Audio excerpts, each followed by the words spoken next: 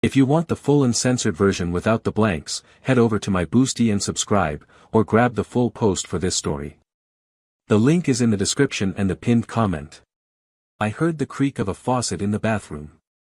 Gojo pulls back the curtain and steps out of the shower, grabbing a towel from the hook, drying his hair, and then wraps it around his waist. Just about to leave, he stops in front of the mirror and admires his body. Wet hair hangs over his forehead and Gojo quickly throws his head back, smoothing it with his fingers. Drops of water slowly flow down his chest and abs, disappearing under a slightly slipped towel. It has a perfect V-shaped line, sharp and clear, like an arrow. Your gaze always slides lower, imagining what is hidden under the terry cloth. Yes, he's good looking. With a mischievous grin, Gojo takes the phone from the shelf and opens the camera.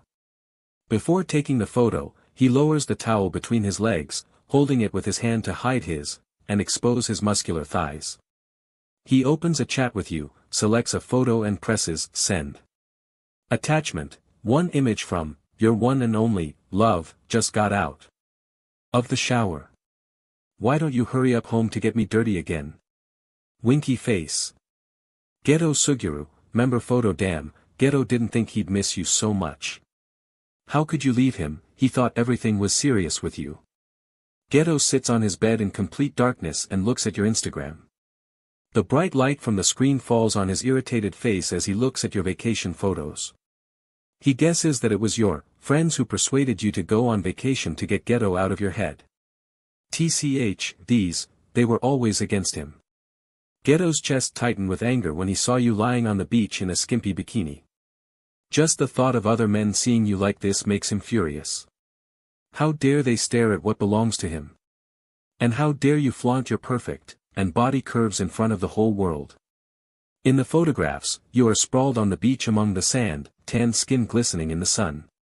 His twitched in his boxers at the sight of you, happy and carefree. You never looked like this with him. Gojo gets comfortable, rests on the thigh and is visible through the boxers. The long and mushroom-shaped tip are clearly imprinted on the fabric, leaving little to the imagination. He knows you miss him. You should. Why else would you do this trick? He closes Instagram to open the camera app. The shutter flashes as Gojo films what he knows you need.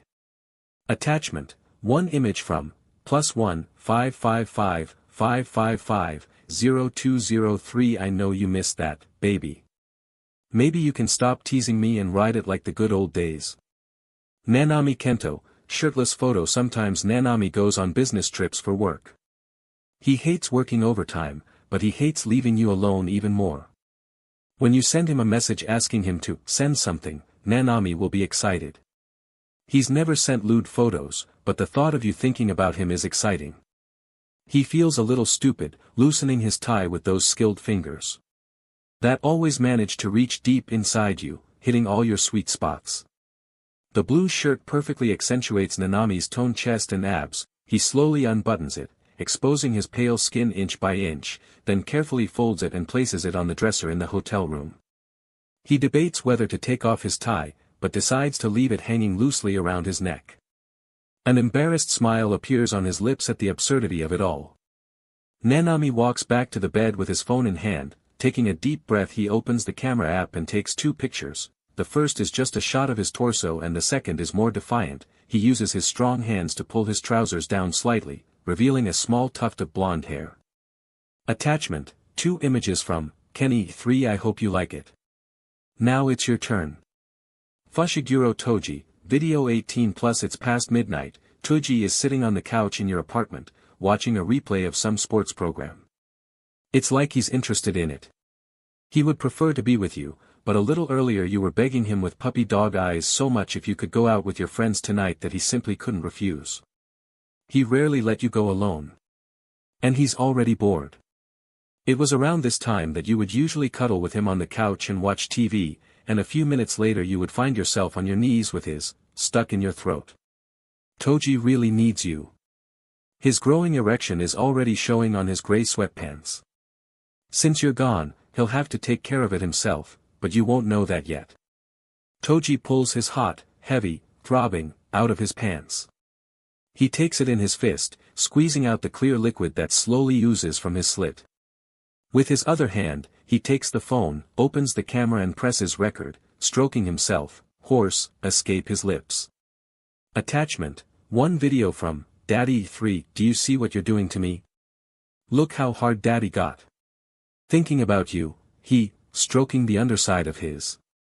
The TV light flickers in the living room, reflecting the, coding his.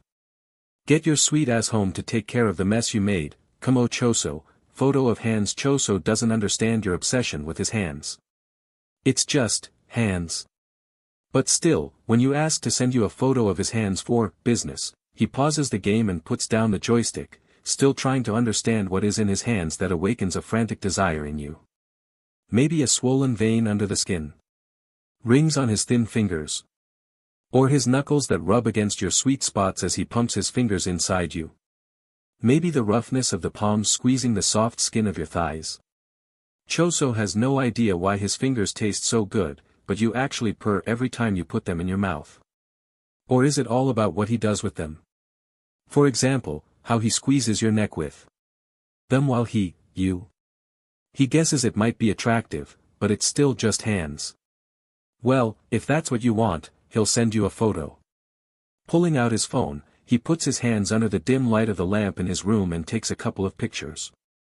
Attachment, 3 images from, Choso 3 here. Weird. You lay on Sugura's lap, his thick fingers deep inside your, causing a blush to appear on your cheeks. A thick ring of cream formed at the base of his 2 fingers. He slightly slows down the pace, entering them not so deeply, and begins to caress your labia. Stop being ashamed of yourself every time you experience pleasure. Say it or I won't let you. I want to hear you say that you have the most beautiful, tenderest. She takes my, so well, she looks stunningly beautiful as her wet walls wrap around it. Sugura stops moving his fingers and you mutter, please keep caressing my soft, pretty. I want to. All over your fingers. He goes deeper again, reaching your sweet spot. He loves to play with your, bringing you to the edge. And your face heats up as you hear the squelching sound of your, around Sugura's fingers. Good girl, princess. I don't want to hear you doubt yourself again. Otherwise, next time I will make you, so many times that you will forget about uncertainty. Satoru, listen to how beautifully you, my name. Why do you think I record you often? I haven't done this with anyone else, but you, baby, with you, I want to remember everything. I miss you so much when I'm away on business trips. Holding his phone in front of you, you watch as Satoru impales you on his. He films everything with a second camera from a different angle, how you easily jump up and down while he swings his hips towards you. After a while, you're still sitting on Satoru's lap, his buried balls deep in your. I have a strange voice. You whine and start to fidget, but he stops your movements with his large hand. The lack of friction is frustrating, while the feeling of fullness makes your, wet, and the occasional pulsating twitch of Satoru's, makes your legs tremble. You make the most beautiful I have ever heard, princess. I only get pleasure from your whimpers, and screams. And sometimes I can even hear the dripping from your, because you got so wet for me. Baby, tell me your voice is beautiful and I'll ride you on my, Satoru coos sweetly.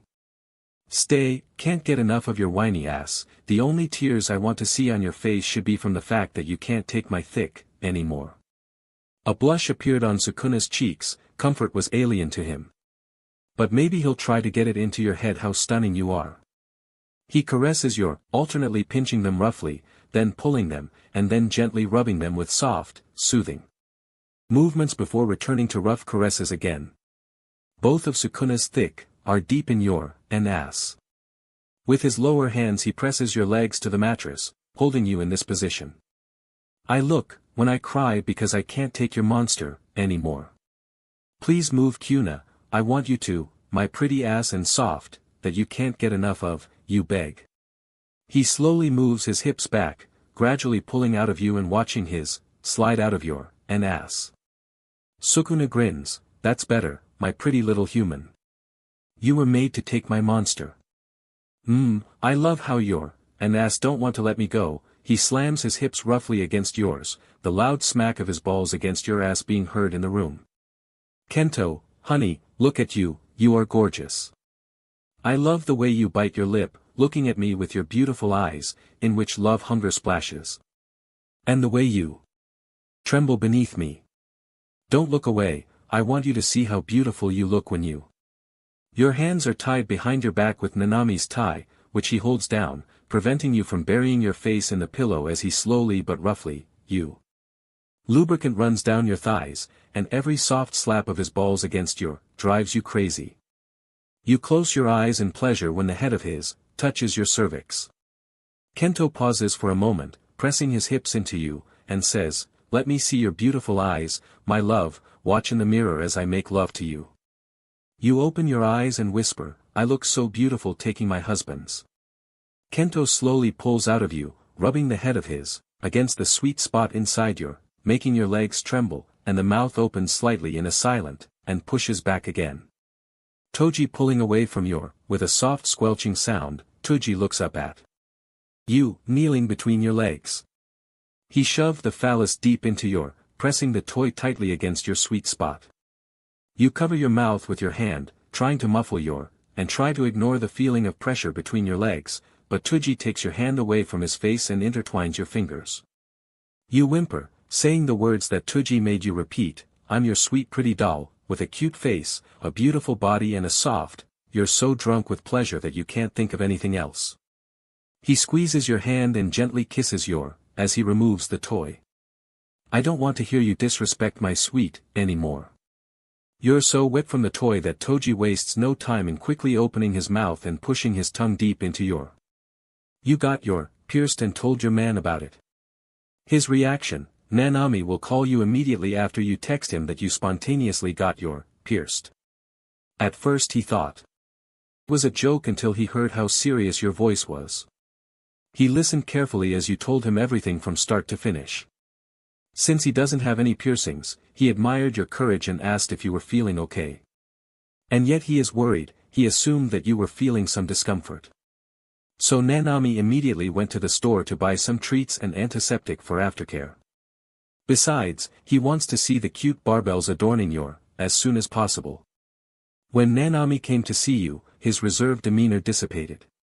He tried to be a gentleman, but the sight of your, showing through the fabric of your tank top made him weak in the knees. He sat up to hide his growing erection, but as soon as you sat on his lap, he couldn't help himself. Nanami, he carefully removes your shirt, praising your new look. He covers the valley between your, with gentle, chaste kisses, trying not to touch the sensitive buds. Despite his growing desire, he will not escalate the situation. Instead, Nanami will put your shirt back on you, planting a kiss on your lips, and suggest going to the movies. Suguru will definitely be delighted. Being a piercing fan, he'll tell you he's proud that his little girl finally decided to add some accessories. His thoughts are already wandering somewhere far away, imagining how he will, enjoying the taste of silver and your skin. He knows he will have to be patient. He needs to give your sensitive skin time to heal, but the thought of your pretty, bouncing while you mercilessly makes him hard. His impatience gets the better of him and he calls you on FaceTime, asking if you can show him. The look of your, is better than his own represented. Geto knows that once you're, he will show you how much it turns him on. Soon after your casual chat, Suguru will start asking what other piercings he should get. His tolerance for pain is unfathomable, so it's no surprise that he suggests piercing his tongue. The more he spoke, the more opportunities opened up for him. Finally, he announces that he will get himself a deep piercing. Of course he will. Suguru talks about how good it will feel during. He will make an appointment as soon as possible. Gojo will no doubt show up on your doorstep within 20 minutes. He will claim that he happened to be nearby and decided to look in. Of course, this is a lie. Gojo will shamelessly ask to see your piercings and, when you take off your t-shirt, he will gently cup your, as if touching your, for the first time. While he admires your body, the only thing he can think about is how he will, you between your. He already likes the way his, will cover your neck and jugular cavity. Just the thought of his white, covering your, makes his, twitch. Gojo would love to bend you over now and, you roughly. But with precautions to avoid infection or possible injury. His idea had to be thrown out the window. He tries to act nonchalant, but eventually gives in. He starts begging you to at least jerk him off while he stares at your. To be fair, the poor guy is already holding back, so his pathetic coaxing is more than enough to convince you. Toji. God, he will be over the moon to see his girlfriend wearing a new body accessory. He will ask you to send him photos and, seeing your beautiful body on the phone screen, he will, his lips. And although you wrote to him that he won't be able to touch your, yet, dirty thoughts are already rummaging through his head. Toji likes to, you in any position, but he can't wait when you saddle him, then he will have a wonderful view of your pretty face and the jewelry in your pierced. The thought of you walking around in a tank top without a, clouds his mind. Heck, he'd go so far as to jerk off to the images. However, his fist will not satisfy his passionate desire to, you on his. Toji, in frustration in his bedroom, leaning back against the headboard of his bed as he tries to. No matter how tight he clenched his fist or how fast he moved, it could not compare to the tightness of your. Eventually he will call you and ask, more like an order, to talk to him. The sound of your sweet voice saying his name makes Toji. Drips down his, and a faint mutter escapes his lips that it was a waste, because the only place he likes to, is deep inside your. Gojo Satoru, passionately, sending a current throughout your body that takes your breath away, and where are you going? He calls you after you dared to leave without a goodbye kiss. Gojo pulls you back by your wrist before his strong hands move to the back of your head to kiss you. His lips are soft and smooth as silk, sliding over your own. He uses your startled gasp as an opportunity to slide his tongue into your mouth, drawing a soft, from you. The kiss is absolutely electric and all-consuming, sending sparks throughout your body and igniting a fire in your soul. When you finally close your eyes and grab his white strands of hair, Gojo pulls your hands away with a smug smirk and breaks the kiss, leaving a string of saliva trailing to your plump lips. You stand there breathless, worried and desperate to such an extent that you forget that you are in public. He brings his thumb to your lips, wiping them clean as he smirks, you forgot that. Geto Suguru, soft, and a little romantic, you are so nice. You compliment him, looking at Suguru with sparkling eyes, admiring his perfect face. Hesitantly, you raise your hand to trace the outline of his sharp features, but before you can touch his skin, he cups your hand with his palm and gently kisses your knuckles. The gesture seems soft, but lust is visible in his eyes. Geto lifts your face by your chin and runs his thumb over your bottom lip, tugging it slightly. Your breath hitches in anticipation and your gaze darts between his lips and his eyes. Noticing that his beloved is practically begging for a kiss, Geto slowly leans down with a slight smirk and presses his lips to yours in a soft and sweet kiss. And with every movement of your lips, intermittent breaths are heard, bringing your souls closer together. When Geto pulls away, he gently strokes the top of your head. Thank you, my dear. Nanami Kento, reserved, gentle and sensual, have a good day. You say goodbye to your boyfriend, balancing on your tiptoes to plant a kiss on his lips. It was only meant to last a moment, but one kiss turns into two, and two turns into Nanami putting down her briefcase and wrapping her strong arms around your hips, holding you tightly to her. Everything starts out chaste and sweet, but lust gradually takes over, turning the spark of a kiss into a blazing fire. Your lips move together in a perfect rhythm, almost like a dance. 1, 2, 3, lips part, 1, 2, 3, lips close. Nanami gently, on your bottom lip before playfully pulling it away. He lets go with a gentle pop, pressing his forehead against yours to bask in the warmth for a moment longer. Pressing one last kiss to your forehead, he takes his briefcase and heads towards the door, the faintest hint of a smile playing on his lips. Okay, I really have to go. You know I hate being late. See you, when I get home. I love you. Mahito, careless, exciting and inexperienced, come here, cutie. Mahito calls, pulling your face towards him for a sloppy kiss. He has a natural desire to learn something new. His current favorite sensation is the feeling of your soft lips wrapping around his tongue as he pushes it deeper into your mouth, exploring the wet warmth. He loves the way you tickle his tongue, sending shivers throughout his body. It makes him feel alive. The kiss is a clash of tongues and teeth, and Mahito presses his mouth to yours as if you were two teenagers in love.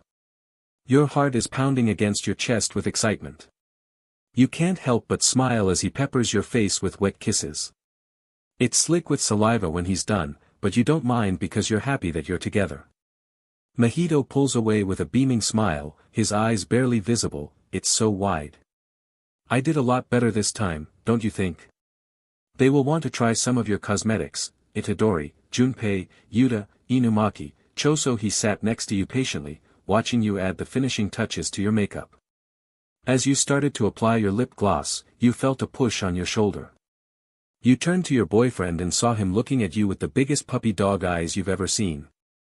What is it? A slight smile appeared on your lips, and he muttered something barely audible in response. You asked him to repeat himself. This time he said clearly, "Can I have some?" You nodded and moved closer to him to apply some gloss to your boyfriend's lips. He pursed his lips, spreading the gloss evenly and looking in the mirror. He was pleased with the end result and you thought it was the cutest thing. They will ask you to paint them, Gojo, Geto, to do, Mahito. Hey, baby, your boyfriend, looking excited, slid into the bathroom on the floor in his socks. You sighed before finding out what he wanted. In response, he just chuckled and pointed at your makeup, but you didn't understand what he meant. What did he want from your cosmetics? You looked at him questioningly. He sighed and said, "Put some makeup on me." There was an immediate no on your part. I'll paraphrase. He cleared his throat. You should put makeup on me. Again a categorical no. You explained that your makeup was expensive and you didn't want to waste it, to which your boyfriend promised that it wouldn't be a waste at all. He followed you around for the rest of the day, pestering you to put on makeup until you finally gave in. Ichnokrasili vs. Governor, Nanami, Toji, Megumi, Sukuna, Noritoshi. Your boyfriend sat on the couch, enjoying the rare peace that reigned in your home. He knew that soon you would come to him with another super genius idea. Just as he foresaw, here you are. You ran up to him and plopped down next to him on the sofa. Hello. Your boyfriend let out a rude, what, in response, not even sparing you a glance. Whoa, won't you even look at me, you exclaimed, falling dramatically into his lap. He looked at you and raised an eyebrow for you to continue. Can I put some makeup on you? You voiced your brilliant idea with a smile. No, he answered rather rudely and went back to watching TV. Come on, just a little mascara. If you had to beg your boyfriend to let you put some makeup on him, you would do it. After about 5 minutes of your constant, please, he finally gave in. Their reaction when they wake up without you after a stormy night. Gojo Satoru Black Small Square Satoru is usually quick to notice that you're gone, but after a stormy night he often lets his guard down, so he won't immediately notice your absence. Especially when he wants to rest and his state is so vulnerable. When he notices that you are not in bed, he will instantly panic and immediately wake up to go look for you. As he walks towards the door, his is processing information, thinking too much about your safety. Satoru is extremely relieved to see you here in the house, just doing something. He will hug you from behind and start whining about why you left him in the room alone. He will wait until you finish your business and then return to bed with you. If you want to relax in the living room, he will drag his blanket and pillow to the sofa and lie down there to sleep. He needs to know that you are here, next to him. Baby, you made me worry, Satoru muttered, hugging you tighter. He buried his face in the back of your head, sighing. Hot breath tickled skin, and you shuddered from this sensation, and Satoru's torso was pressed so closely against your thin pajamas. To be honest, it was his shirt. Toru, I'm sorry, I'm a little hungry, you answered quietly, throwing your head back and reaching your hand up to his head to stroke his white hair. Can't sleep? Not really. I suddenly wanted to watch something, you replied, turning to kiss your lover. Satoru purred into the kiss and looked at your beautiful figure with a sleepy gaze. Okay, he pecked you on the cheek before leaving you alone in the kitchen. You wished him good night and continued putting the snacks on the plate. When you finished, you grabbed a warm drink and snacks and walked into the living room. Toru. Why aren't you sleeping, honey? You were a little surprised to see Satoru curled up on the sofa in a blanket with 2 pillows. He looked at you and tapped his palm on the spot next to him. You walked over and sat down, putting the drink down and snacks on the coffee table. Satoru wasted no time in rushing towards you, hugging and cuddling you as if you were his personal teddy bear. I can't sleep without you, baby. Don't leave again, okay? Just wake me up so I can go with you too. I don't want you to leave me alone. Nanami Kento Black Small Square Kento always does his best to take care of you after intimacy. He asks what you want and tries to fulfill your desires. He will dry you off, after which he will bring you something to drink and snack. Even if you didn't ask for it, he will prepare everything so that you don't have to leave the room, to be honest, so that he doesn't either. Kento is fast asleep due to his schedule, so it takes him a while to notice that you're gone. His hand mindlessly fumbles around the bed, looking for you, as he doesn't want to open his eyes. When he runs his hand over the sheet for the first time, he will not pay attention to it, but when he realizes that he is touching or hugging emptiness, he will become worried. That's when Kento will go looking for you, and when he finds you, he'll just sit next to you, watching you and waiting until you decide to go back to bed. If you don't want it, he'll go back to sleep, but leave the door wide open so he can see or hear you. What are you doing? You turned around seeing Kento approaching you. His torso was bare, his shorts hung low at his waist. Kento sat down on a chair at the dining table, looking at you sipping on your warm tea. Oh, it's just, my throat is a little hoarse and hurts. So I made some hot tea, you replied, walking over to him. Kento's hand wrapped around your hips, gently pulling you towards him. As you carefully sat on his lap so as not to spill your tea. You would have asked me. I'll do anything, Kento said, his voice hoarse and sleepy. You are sleeping very soundly, Kento. I don't have the heart to wake you up, you kissed his cheek. Kento smiled a little sheepishly at your words. Go to sleep, dear. You look tired, you muttered. Are you going back to bed? You nodded, continuing to stir and sip your tea. Kento sighed and hugged you tighter, pressing a gentle kiss to your neck. You giggled at the ticklish feeling. Then I'll wait for you. Take your time and don't think about me, darling. After all, I could never sleep without touching you. Toji Fushiguro Black Small Square Toji doesn't really mind if you go somewhere because he wants to get some sleep since he has to get up early tomorrow. He won't panic or worry too much if you just went to the toilet or the kitchen. He will wake up when he notices your absence and will remain awake until you return to bed. Toji will wait for you for a while, but when he decides that you've been gone too long, he'll get up and go look for you. He won't come closer when he sees that you're okay. But he will still ask whether you are going to bed or not. If you say yes, he will go back to bed and fall asleep again. If you say no, Toji will persuade you to go to bed with him. Use his force to drag you to the bed. Where, Toji has been waiting for your return for several minutes. He noticed that you left when he didn't feel the hug of your small arms on him, and he thought that you had gone to the toilet, but several minutes had already passed. Groaning to himself, he sat up and leaned against the headboard. Bed, looking at the closed door. You still haven't returned. Toji sighed, got out of bed and left the room. Hey, are you going back to bed? Toji chuckled when he saw you sitting in the living room wearing his gray hoodie. You turned your head and smiled at him. Oh, hi, darling. This show is quite interesting, I couldn't miss it.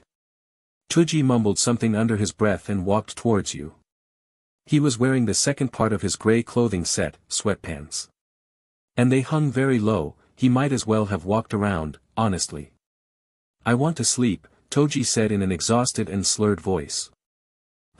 Well then go to bed. I want to watch to the end. You returned your attention to the TV. Toji looked at you, scratching his neck with his hand, lost in his thoughts. Are you hurt? There. Why yes, of course, your whole body will hurt after, with him. This is Toji Fushiguro. Okay, Toji suddenly lifted you up on your shoulder, carrying it like a sack of potatoes. He gave your ass a good spank and you yelped slightly in surprise. Toji. Let me go. Get your ass to bed, okay? You can. Watch this show later. I want to sleep, so let's go to bed. You need sleep too, baby. Residence Remen Black Small Square Sukuna doesn't really care. He's not a very deep sleeper, so he'll quickly notice that you're gone. But instead of asking or waiting, he just goes back to sleep. If you go back to bed, Sukuna will roll over and hug you so that you stop walking around his house. Of course, you can't move because his muscular arms are holding you in a cage, so you have no choice but to fall asleep. If you don't go back to bed, Sukuna won't mind, he'll just go to sleep. However, his hand will unconsciously stroke the sheet on your side because subconsciously he wants you to stay. But the next day he'll bombard you with questions and irritably argue about how you shouldn't get out of bed when he's sleeping. He's he'll say things like you until you can't walk without his help. Good morning, Kuna, you woke up, yawning, and stood up from the couch. The movie you sat down to watch in the evening interested you, so you stayed asleep on the sofa all night, despite the pain throughout your body after being intimate with Sukuna. Where the hell have you gone? He asked, grunting displeasedly. He couldn't sleep peacefully without something to lean on. He continued to change positions despite the fact that he had the entire bed to himself. Although he was sleeping, it seemed to him that he had been conscious all this time, trying to sense your presence. He felt around the bed with his hand, but embraced the emptiness. Oh, the movie was so interesting. I finished watching it and accidentally fell asleep here. Sorry, your mischievous smile contrasted with Sukuna's pouting lips. Why are you grinning like that?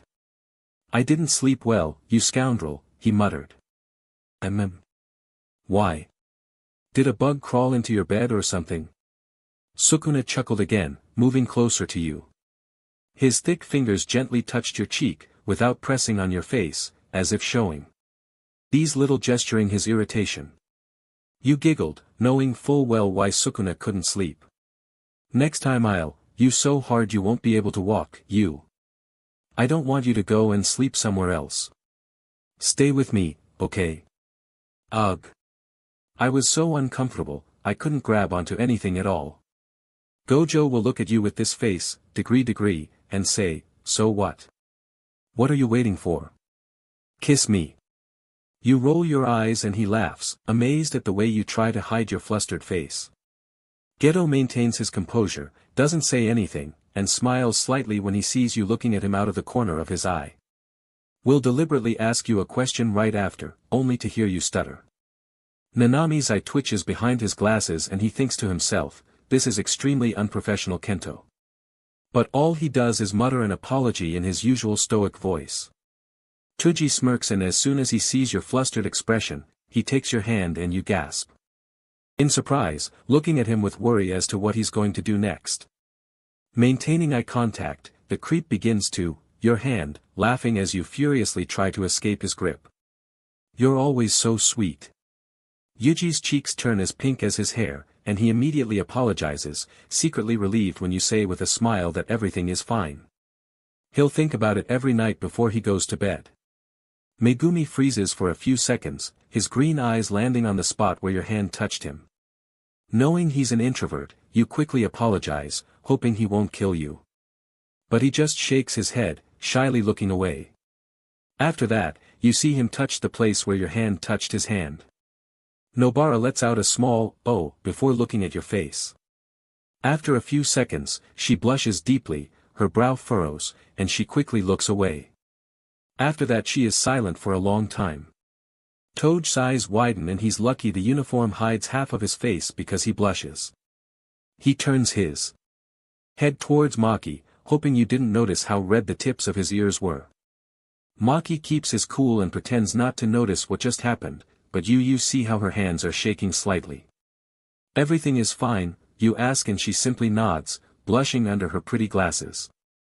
Mahito smiles before mutilating your body with his hand still touching yours. Love, Sukuna pursed his lips in disgust and pulled your hand away. Get out of my sight, you dirty little man, he said lovingly. What photo of you is on his wallpaper? Gojo Black Small Square. He has so many photos of you, and him, that he changes his wallpaper almost every day. Black small square. If you expect him to be a good boy and post your cute photo, then you are sorely mistaken. Black small square. When you first started dating, there was a photo of you holding hands on his wallpaper, but after that everything only got worse. Black small square. His most enduring wallpaper was a photo of you with your hair tousled, bags under your eyes, and brushing your teeth. Black small square. No matter how much you begged him to delete it, he still didn't want to. Black small square classic, a photo of you sleeping. Ghetto. Black small square. Unlike Gojo, Ghetto is not such a black small square. Most of the time he makes sure you look presentable in your photo. Black small square. Like Gojo, he takes photos of you 24/7 and his wallpaper was a photo of you at the mall. Black small square. He never puts up a photo of you both because he thinks you deserve all the attention. Black small square. He likes to post photos of you doing something, for example, putting on shoes or looking at clothes. At such moments you smile at the camera. Black small square. Sometimes he likes to change his wallpaper. Black small square. One day he posted a photo on his wallpaper of you sticking out your tongue and your face covered in, and he edited the picture to make it black and white. Black small square. He always records or takes pictures during, so of course he has a collection. Black small square. When you realize that he's had this wallpaper for too long, you change it yourself because you're tired of constantly being embarrassed. Nanami. Black small square. A high official never takes bad pictures. Black small square. The photo of you in a wedding dress was on his wallpaper for the longest time. Black small square. There was also a photo on his wallpaper where he was holding your hand to show off your engagement ring. Black small square. There will never be bad wallpaper in its background. Toji. Black small square. Toji is an adult man, he was born a long time ago. Black small square. He literally had his default wallpaper until you begged him to change it, which wasn't a good idea.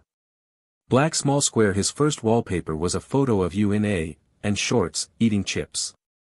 Black small square. This wallpaper had been there for too long and since he knew it bothered you, he didn't change it. Black small square. So you did it yourself. You put up a cute photo of you and Toji standing next to a snowman. Black small square. But then Toji started recording intimate moments. Black small square. He put up a photo of you breathing heavily, with your eyes closed and almost sweating to death. The photo was of your, but he drew red dots on your. Black small square. No matter what, Toji will always find a way to excite you.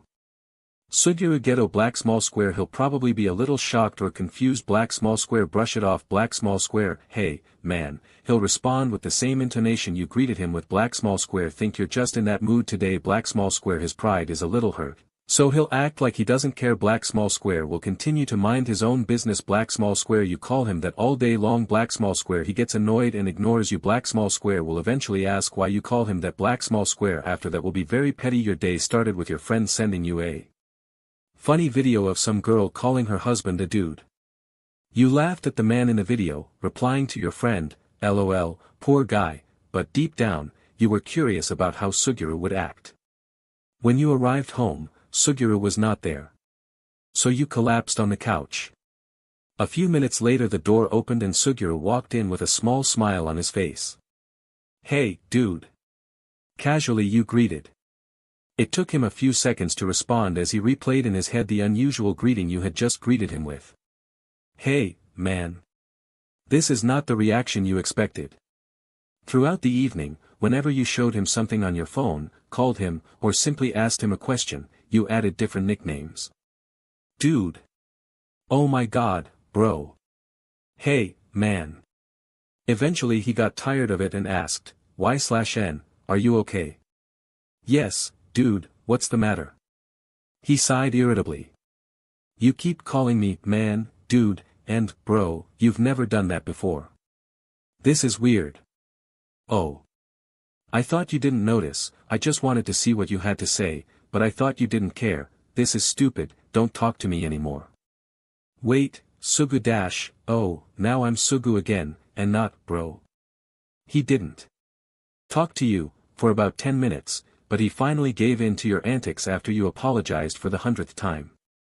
But after that, Suguru will be very petty, he will casually address you, calling you girl or woman to get on your nerves. Gojo Satoru black small square gets exaggeratedly offended black small square pretends he got shot in the chest and falls out of his chair black small square he's confused that you called him a dude black small square, baby. Don't you love me anymore? Black small square so confused that it's funny black small square when you finally get him to calm down, you can explain that he overreacted to a small joke black small square he gets all pouty and gives you the cold shoulder for about 2 seconds black small square he gives in to your kisses you were in a playful mood since your friends were calling you, bro, and, bro, today. When you came home slightly tipsy, you automatically greeted your boyfriend this way, without thinking about what you called him. You, bro, you said in a relaxed manner, walking past Satoru into the kitchen. Ugh. You heard a thud and turned around to see your boyish, shocked boyfriend on the floor. What are you doing, stupid? You giggled. My heart, how could you? Am I really more don't mean anything to you? Have I been demoted? Am I no longer in your favor? Have you fallen in love with someone else? Satoru was always dramatic, of course he knew you weren't in love with anyone, but you were confused. What is he talking about? What are you talking about? Whoa. You didn't even notice how much pain you just caused me. Did you call me, bro? This is who I am for you now, bro. Oh, honey, I'm sorry, it's just habit, you said, walking over and picking him up from the floor. He crossed his arms over his chest and pouted. Come on, I'm really sorry. He turned away, ignoring your apology. You stood on your tiptoes and kissed his right cheek. Is it better now? Satoru pulled you into a warm hug and chuckled. Better. Yuji Itadori black small square poor boy black small square his mind is running through all the different things he could have done to piss you off black small square is something bothering you during the day. Was it him? Black small square he's almost crying trying to formulate at least one sentence to answer you black small square doesn't know how to react black small square should he call you, dude, too? Black small square is this some new fun for cute couples? Black small square or will you get angry?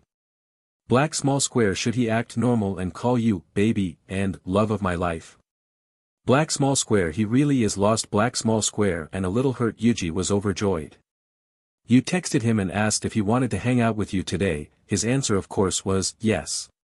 He asked what you would do, watch a movie. Play video games. Bake something. He could hardly wait. Yuji rang the doorbell, eagerly awaiting your meeting.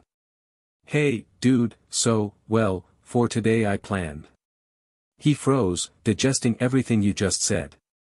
You just called him dude. What did he do? Did he upset you? Was this the end of your relationship?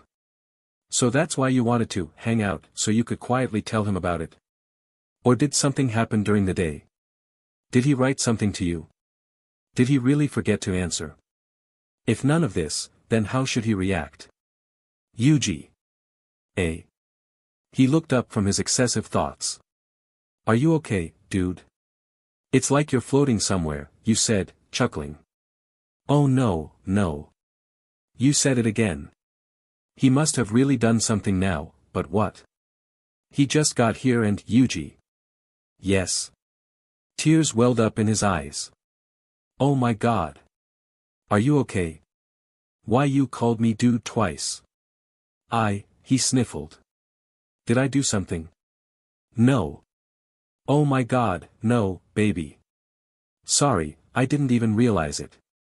You hugged him tightly and planted a kiss on his cheek. Sorry again. It's okay, I'm just a little confused, he said. Embarrassed. I love you very much, Yuji. I love you too, Y/N. Nanami Kento black small square he's caught off guard black small square and confused black small square he was about to say his usual, hi, sweetie, black small square stopped in his tracks black small square tried to, the entire day and think about what he might have done wrong black small square he's pretty straightforward when he thinks there's a problem black small square asks you, why did you just call him, dude, black small square asks you to never do that again. Please black small square continues with your day you came home really upset. Nanami had the day off today, so it was nice to talk to him when you got back. The first thing that came out of your mouth when you saw your husband was, dude. Everyone at work annoyed me today. How I would like to tell them to go to hell, my last nerves have died. People usually wondered how you and Nanami even got along since you were hot-tempered and he was cool and collected, but it was the balance you needed.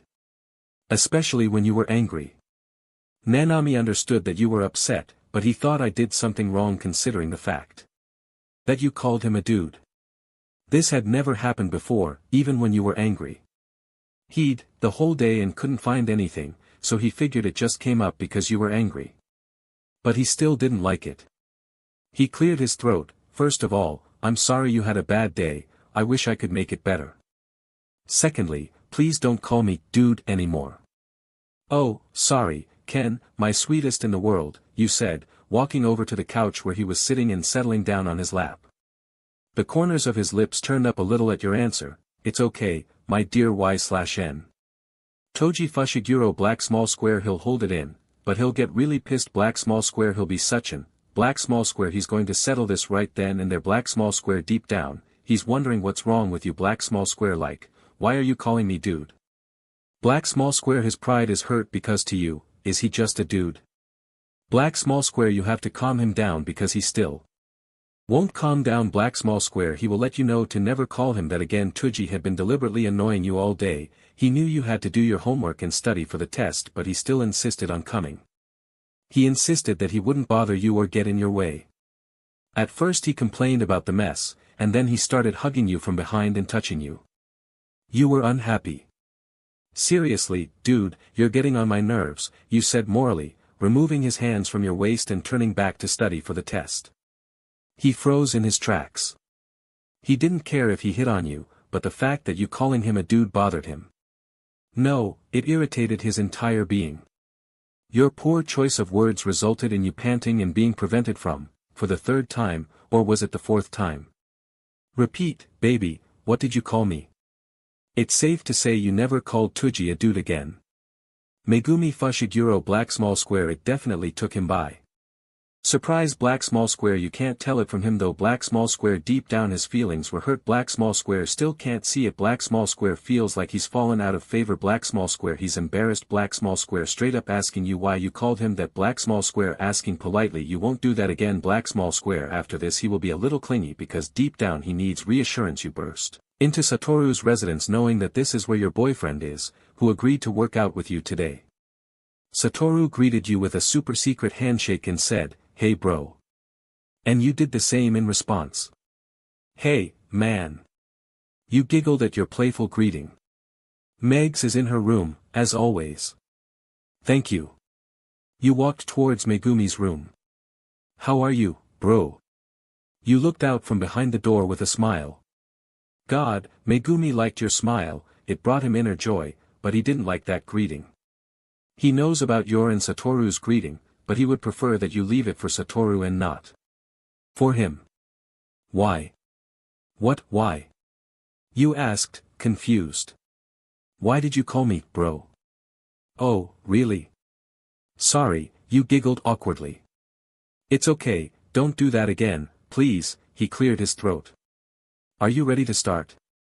You knew your boyfriend inside and out for so long as he always seemed irritated and tired. So now you noticed that he didn't seem to be upset, rather, he looked disappointed.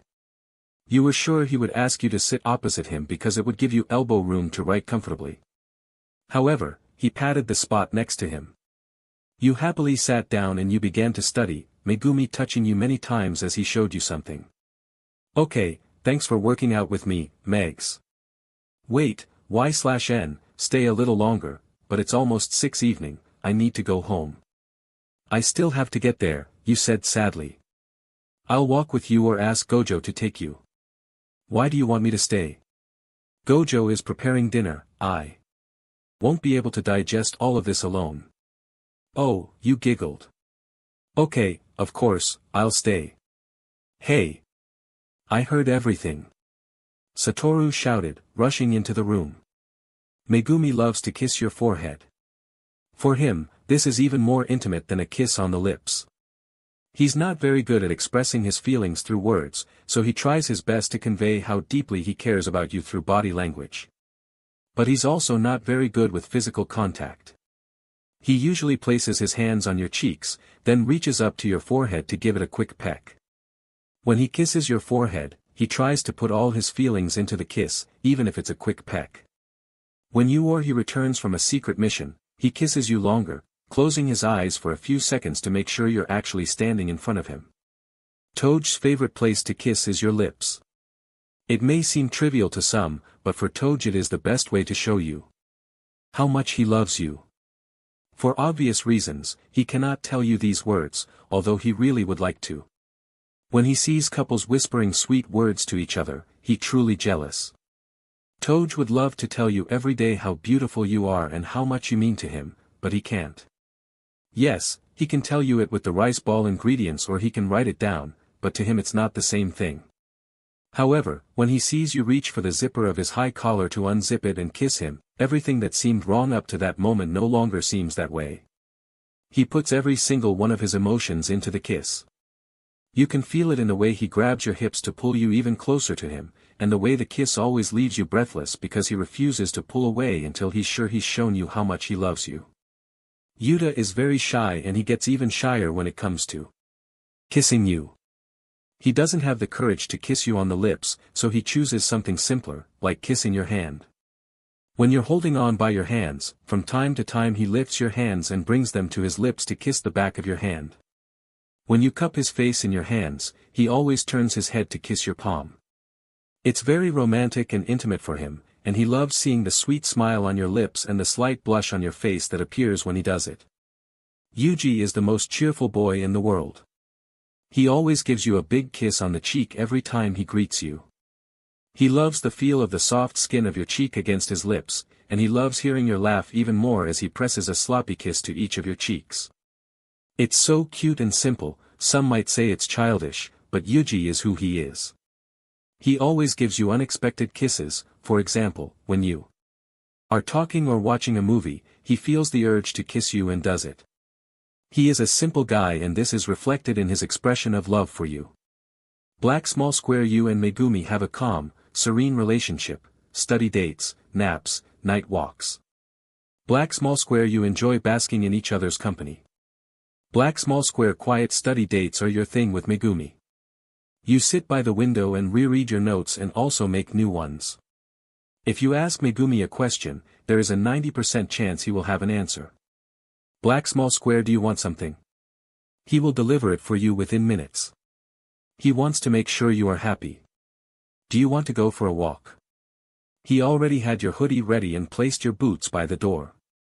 Black small square Megumi is a very considerate guy, he doesn't need to show his love through extravagant dates or parties. He shows it through his care and some small details. You lay on his lap, scrolling through your phone, seeing in your peripheral vision how Megumi was looking intently into your face, piercing with her eyes. Without saying a word, you reached out your hand to caress his face and he smiled gently. Perfect. Yuji Black small square Yuji is a funny guy. You two are always up to something fun but stupid at the same time. Black small square your aesthetics of relationships is shopping. You're straight out of a Burger King photo of some couple sitting in their cardboard crowns. This photo literally represents you. Black small square you often take funny photos. You always force Nobara to take random photos that show your sincere emotions, and then you treasure these photos very much. UGEI. You screamed as a pillow slammed into your face. Giggles and the sound of soft thumping echoed throughout the room. You didn't want to go get food with me today. You deserve it. He said through his chuckles, hitting you with a pillow. The door to your room opened and Nobara appeared on the threshold. Watching the scene unfold, she quickly took out her phone, took a photo, sent it to you, and left. After the pillow fight, you checked your phone, an unread message from Nobara. Opening the chat, you smiled and saved the photo, adding it to your album. Those black small square your relationship with Inumaki is simple, but fun at the same time. Somewhere between the description of the relationship with Megumi and Yuji, you two are also a fun couple, just a little different. Black small square you don't bother each other, mainly because Inumaki can't talk very often, so you like to do small things. Black small square you love visiting cafes and going to the farmer's market on Sunday mornings, you also do a lot of shopping, but you never tell anyone you're going. Simple dates while studying are commonplace for you. Black small square, you two are so cute. You could hear the birds chirping outside the window filled with sunlight as you woke up tangled in the sheets. You grabbed your phone from the nightstand, checking the time, Sunday, 6:53 a.m. Sighing, you stood up and began to get ready, combed your hair, washed your face, brushed your teeth, put on a sundress. And a sun hat. You walked up to Toad's door and was about to knock when it opened and he appeared on the threshold. Do you want to go have coffee? You smiled at his tired nod. The morning summer breeze blowing in your face was incredibly relaxing as you sipped your iced coffee, holding hands with Toad while chatting for both of you as he simply listened to you intently. Butler Black small square, whether you go out to wreak havoc or stay home all day, you two are the cutest couple. Everyone loves you. Black small square, you always go out to eat or get drunk in some park at 2 in the morning.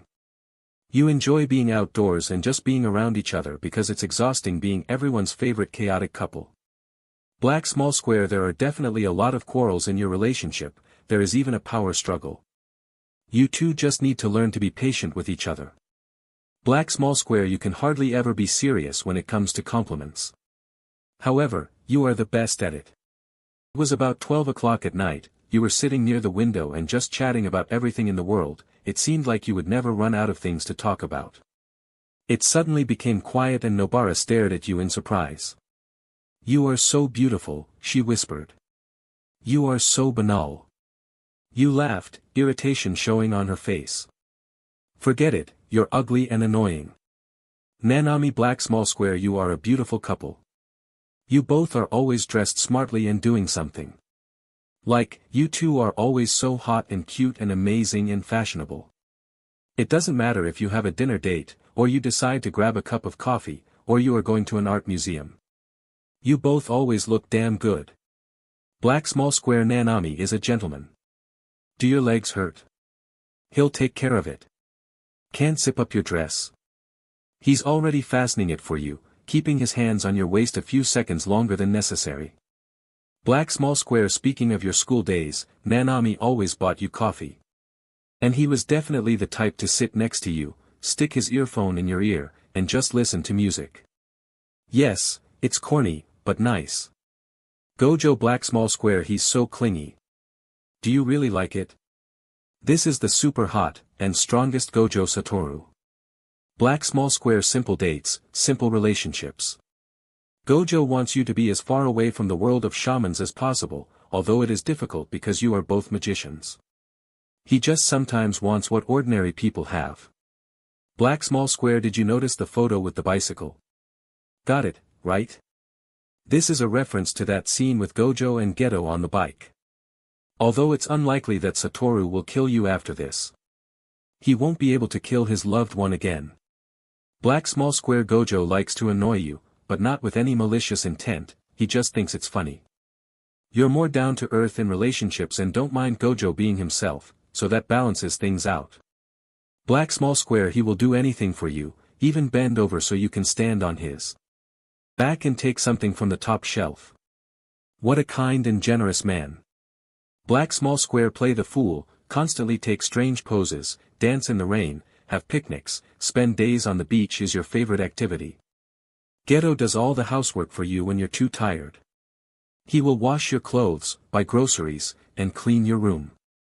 And he won't stand over your soul and won't give you trouble, he'll just do all the work and then won't say a word about it. Suguru will do anything for you, no questions asked. Yuji will tell you these words. He will repeat them over and over again until you get tired of hearing it. Then he will show you how much he loves you. He will not leave your side, always being nearby, proving that you come first in his thoughts. His undying devotion knows no bounds, and he will repeat this to you forever. Inumaki does something special for you. The first thing he made for you was a necklace, now you already have a large collection. He makes you trinkets, jewelry, drawings and everything you want, and he still thinks it's not enough. Everything is a piece of his heart, and it all belongs to you. Yuta listens to you. You can talk for hours on end, you can interrupt him and ignore everything he has to say, Yuta will still listen to you. He interjects comments, nods, and asks questions to let you know he cares and truly hears you. It might seem like a chore to some, but for Yuta, as long as he hears your voice, it's his favorite part of the day. Megumi is writing to you. He's methodical, but you make him lose all logic and he needs somewhere to put all the pent-up love he has for you. So he puts it into words on paper, he writes you love letters and slips them under your dorm room door before he leaves. He also sends you sweet messages before he puts his phone on Do Not Disturb mode, and he also writes unspoken compliments on little sticky notes that he can't bring himself to say out loud yet. Nanami is cooking for you. Before you even get home, he's already in the kitchen, preparing dinner from your favorite ingredients. In the morning you wake up to the fragrant smell of honey and cooking pancakes, and when you think you forgot your lunch at home, you open your work bag and find a dish of pasta there. When you return home and thank him, Nanami pretends to be angry with you. But you both know it's all a joke. Gojo is trying to make you laugh. He once sent you 5,000 messages that included a poop emoji to try to make you smile. Another time, he tripped Yuji and he fell face down. He does all this because to Gojo, there is no sound more beautiful than your laughter, and the fact that he is the reason for your smile is the most intoxicating emotion he has ever experienced. He will give everything for your happiness. Yuji will take you to the hibachi grill. Black small square you're wearing a cute pink sundress with cherry blossoms on it, and he's wearing a white button-down shirt and black pants because Yuji wanted to dress up for his girlfriend. Black small square he thinks it's really cool how the chefs cook food in front of you, it's hilarious. Black small square orders a bunch of other dishes for the two of you, God, where does he get so much money? Black small square in fact, Yuji saved up for a long time to invite you to a delicious dinner. He loves you so much and wants you to feel special and beautiful. Black small square Yuji orders pork gyoza and shrimp tempura for you to eat together. Black small square if it's your birthday, Yuji will definitely tell the chef, and the restaurant staff will sing, Happy Birthday, to you. Black small square he will record it and post it on his Instagram story because he is so proud of his girlfriend.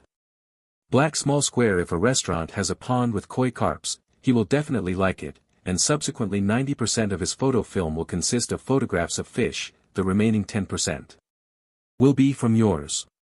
Black small square, baby, they are so beautiful, and you just look at the fish for a whole 20 minutes. Black small square you don't mind because you like seeing your boy happy and you like fish too. Black small square Yuji will definitely throw coins into the pond with you and say, baby, let's make a wish at the same time to be together forever.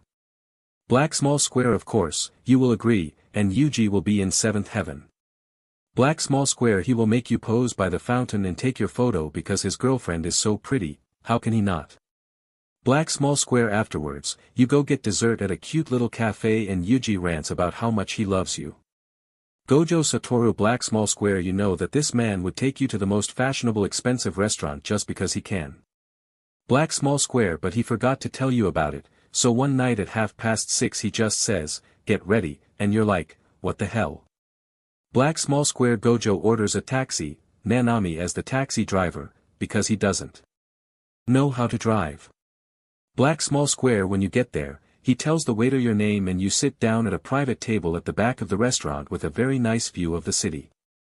Black small square the waiter brings a bottle of red wine and pours it into glasses while you and Satoru chat.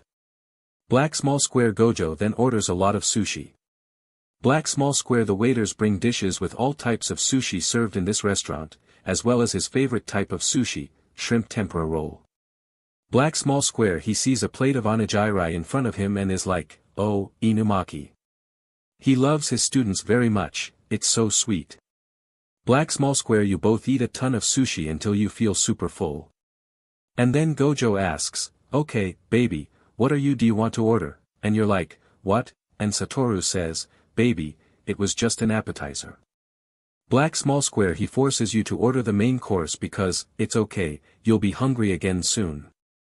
Black small square you order miso ramen, and he orders steak. You're actually glad you ordered a really filling meal, because sushi doesn't really fill you up. Black small square Satoru feeds you his food from the other end of the table. Black small square after the restaurant, you walk around the streets for a bit and buy some matcha ice cream to finish off your night off. Fushiguro Megumi Black Small Square. Instead of a restaurant, Megumi will take you for a walk, grabbing some street food to take away first because you've never really explored the city before. Black Small Square. Everything is fine, the weather is good, the streets are not too busy, and this distracts the two of you from the world of magicians. Black Small Square. You find a street vendor selling karak and it's the first thing you eat on your date today. Black Small Square. You see a gift shop down the street and decide to go in there and buy some cute little gifts for your friends. Black Small Square. Megumi finds some stupid tourist sunglasses that he thinks Itadori would like, and you buy Nobara a blue scarf with a design of little animals on it. Black Small Square. As you leave the store, you feel hungry again, so you buy yakisoba, and it's delicious. Black Small Square. You walk around holding hands for a bit until you see a kiosk selling mochi. Black Small Square. You insist that Megumi take something for Gojo. Come on, Megs, he'd love that. Especially from you. He can buy your own food. Black Small Square. You finally convinced him to buy something and Gojo was pleased, he liked the food too. Black Small Square. You end the evening in Megumi's room, cuddling and watching a movie. Inumaki Toga. Black Small Square. Inumaki will definitely take you to one of the cute restaurants with animals. Black Small Square. You go to a pig cafe and oh my god, the pigs are so adorable. Black Small Square. Early in your relationship, Toj bought you matching sweatshirts, so you wear them. Black Small Square. Inumaki has an Instagram and he's really cute. Toj is keeping an eye on him, so of course he will take you to a place where he could take lots of photos of his girlfriend and the piglets. Black Small Square. You order ramen and sushi, the food here is really delicious. Black Small Square. The cafe has a glass wall, so you have a beautiful view of the mountains. Black Small Square. The atmosphere in the cafe is very pleasant, with relaxing ambient music playing in the background that reminds you of Toga. Black Small Square. He thinks you look really cute, and you do. Black Small Square. He can't talk to you properly because of his technology, so he has his notes app open to type messages for you. Black Small Square. Toj kisses your forehead and palms way too often to make sure you know how much he loves you. Poor boy, this is just a blow for you. Black Small Square. Speaking of taking care of your partner, Toj makes sure you eat your fill and that you enjoy the food. Black Small Square. He will 100% share his food with you anyway because he likes to feel like he cares about you. Black Small Square. After that you drink bubble tea and then go back to school. Toj walks you to your room to kiss you goodnight. Yeri Seiko. Black Small Square. Seiko gives off some kind of Lana Del Rey vibe. Black Small Square. So she takes you to a fancy restaurant on the coast. Black Small Square. She is wearing a cream-colored pantsuit and gold jewelry. Seiko is such a babe, in a good way. Black Small Square. You're wearing a deep blue, low-cut bodycon dress and your favorite Jimmy Choos that she got you for your birthday a few years ago. Black Small Square. She drives you to a restaurant in her black Cadillac ST5, with one hand on the steering wheel and the other holding a cigarette, taking a drag from time to time. Black Small Square. When you arrive at the restaurant, she gives the car to the doorman to park and offers her hand to guide you inside. Black Small Square. When you sit down at your pre-booked table, you are served generous glasses of chilled Dom Perignon. You order only the best dishes, caviar, lobster, marbled ribeye steak and various other delicacies. Black Small Square. The assortment of desserts is even richer, trays with pastries, cakes, Frisier cake with strawberries, chocolate mousse, mini fruit tarts, different types of pudding, coconut cakes, scones and things you don't even know the name of. Black Small Square. All this is the glitter of expensive things, but the only thing that matters to you is the person sitting opposite you. Black Small Square. You take out from your purse a special surprise that you have been anxiously hiding all evening, namely a 24-karat gold ring with the initials IP engraved on the back of the ring. Black Small Square. You take your lover's hand and place an elegant piece of jewelry on her finger. I love you, Coco. Thank you for sharing your life with me, you explain. Hiromi Higuruma. Black Small Square. Higuruma will take you to a small steakhouse. Black Small Square. He just finished work so he picks you up at home, still dressed in his black suit and tie and white button-down shirt. Black Small Square. You are wearing a flowing red sundress that is almost knee-length, with a small bow on the front. Black Small Square. His jaw just drops when he sees you, his beautiful girlfriend, in this gorgeous sundress. He's a lucky guy. Black Small Square. The ride to the restaurant is silent, Hiromi still trying to recover from a busy Day at work. Black small square, but you'll definitely tell him how proud you are of him, because Hiromi really works hard. Black small square. The restaurant is very good, the staff is friendly and the food is amazing. Black small square. You talk about everything that happens in your life. Black small square. Hiromi tells you about a case he's currently working on, a couple is divorcing and fighting over custody. Black small square. You tell him about your plans for the end of the year, to visit your mother in Kyoto, about your best friend's upcoming birthday, and about the new movie you want to watch in the cinema. Black small square. In general, dinner takes place in a calm, homely atmosphere. Black small square. Once you finish eating, Hiromi will take you to his apartment where you will get ready for bed. He lent you gray sweatpants and a black t-shirt so you can sleep in them. Black small square. You cuddle in bed and watch Grey's Anatomy until you both fall asleep, whispering sweet words to each other and kissing chastely before doing so. Mojito. Black small square. Asterisk. You can imagine canon mojito here. Or human mojito, whichever you prefer. Asterisk. Black small square. So, you and Mojito are dating and currently residing at a luxury beach resort. Black small square. The villa is magnificent, the warm summer breeze blows through the open windows and the linen curtains flutter slowly. The area is huge, a total of about 6,000 square meters. Black small square. You are not currently in a beach house, you lie on the beach, soaking up as much sun as possible before you have to head back to town. Black small square. Your boyfriend is lying on the cot next to you, arms crossed above his head. Black small square. You decided to order room service, so on the small wooden table between you were several trays of food, ceviche, orzo salad, artfully cut slices of watermelon. You swear one of the slices looks exactly like the white-haired magician you know, fried chickpeas, as well as several other dishes whose names you don't know, and 2 glasses of Mai Tai. Black small square. You decide to try a couple options from the assortment and send a couple of spoons into your boyfriend's mouth, which he eats reluctantly. Black small square. He likes the salad though, Mojito claims it has a unique taste. You think he was just trying to make you happy by saying that. Black small square. As the sun begins to dip below the horizon, Mojito rolls over, tucking a stray strand of hair behind your ear, leaning down and pressing a kiss to your cheek, and then another on your lips. Black small square. As the two of you trudge tiredly back to the villa, Mojito wraps his arm around your waist for support and tells you how much he loves you and wishes every day could be like this. Kujisaki Nobara. Black small square. Nobara wants something super Instagrammable because she loves nothing better than posting cute pictures of her girlfriend. Black small square. So, she takes you to a cat cafe. Black small square. You wear the matching hot pink tracksuits she bought you for your birthday. They are a solid color with your initials embroidered and a heart on the sleeve, XX plus NK white heart. This is very nice. Black small square. When you arrive at the cafe, an employee meets you and takes your order, then she takes you to a separate room. When you walk in, it's full of cats. Black small square. There are fluffy cats, red cats, long-haired cats, and many others. You and Nobara are absolutely in love with them, and each other, of course. Black small square. The food arrives a little later, and it's delicious. You ordered katsudon and Nobara pan-fried noodles, and you also ordered some sushi rolls to share with each other. Black small square. You take a lot of pictures of cats and each other. Her favorite photo from this evening is of you smiling with chopsticks in your hands and a fluffy gray cat sleeps calmly on your lap. Black small square. You also take a super cute photo of Nobara holding the chubby ginger cat like he's a baby wrapped in a diaper, her jacket. Black small square. You had a lot of fun and have a lot of cute photos to remember that evening. Black small square. Later, when you were already back at the dorm, you looked through all the photos on your phones, cuddling in bed and watching High School Musical. Kumo Noritoshi. Black small square. Asterisk. A little background. You go to Tokyo Magic School, and Kumo studies at Kyoto School.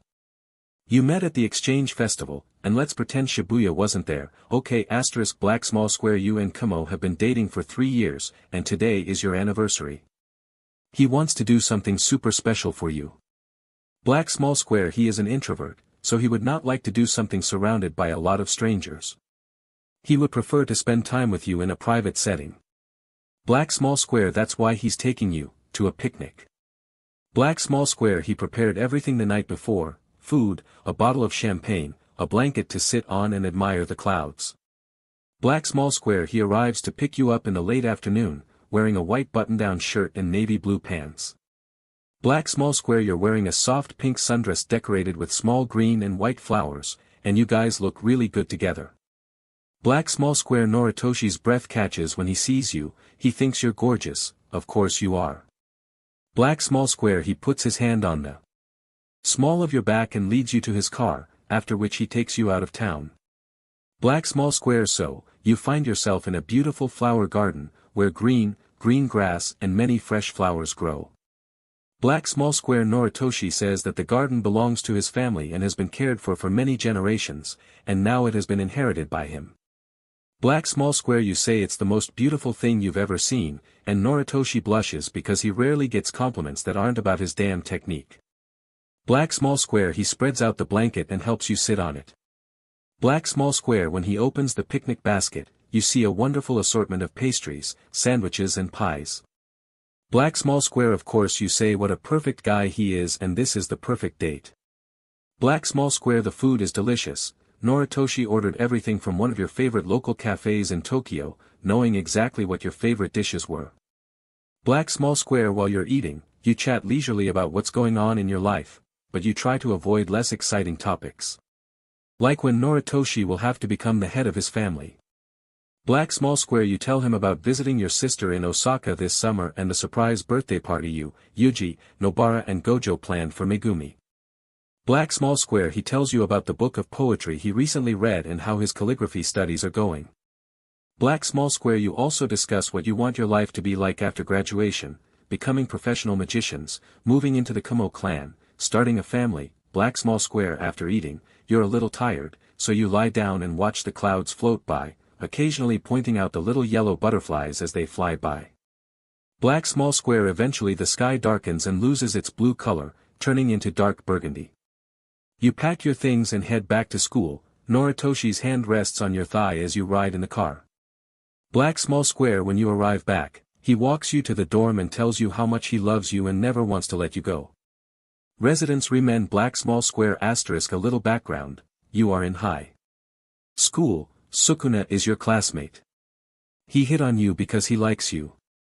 Eventually you figured it out and then he asked you out. You've been dating ever since and he's very protective of you, meaning no one but him has the right to bully you, asterisk black small square so you've been dating for about a year now. Black small square he wants to take you to a new sushi bar in Tokyo this weekend. Black small square the bar looks modern and expensive, and you're like, honey, where did you get that kind of money? Black small square but Sukuna decides to spend money on his girlfriend because he loves you so much. Black small square you order a couple of different rolls, a few of your favorites and a few of his. His favorite roll is the California roll, but he also loves onigiri. Of course, the food is very tasty. Black small square you talk mostly about school, what classmates you think might date, what teachers you like best, what assignments you're working on. Black small square Sukuna's favorite subject is history. Black small square that's why he randomly started chatting to you about a topic he was studying recently but stopped, thinking he was being boring, but you actually thought it was cute how passionate he was about history.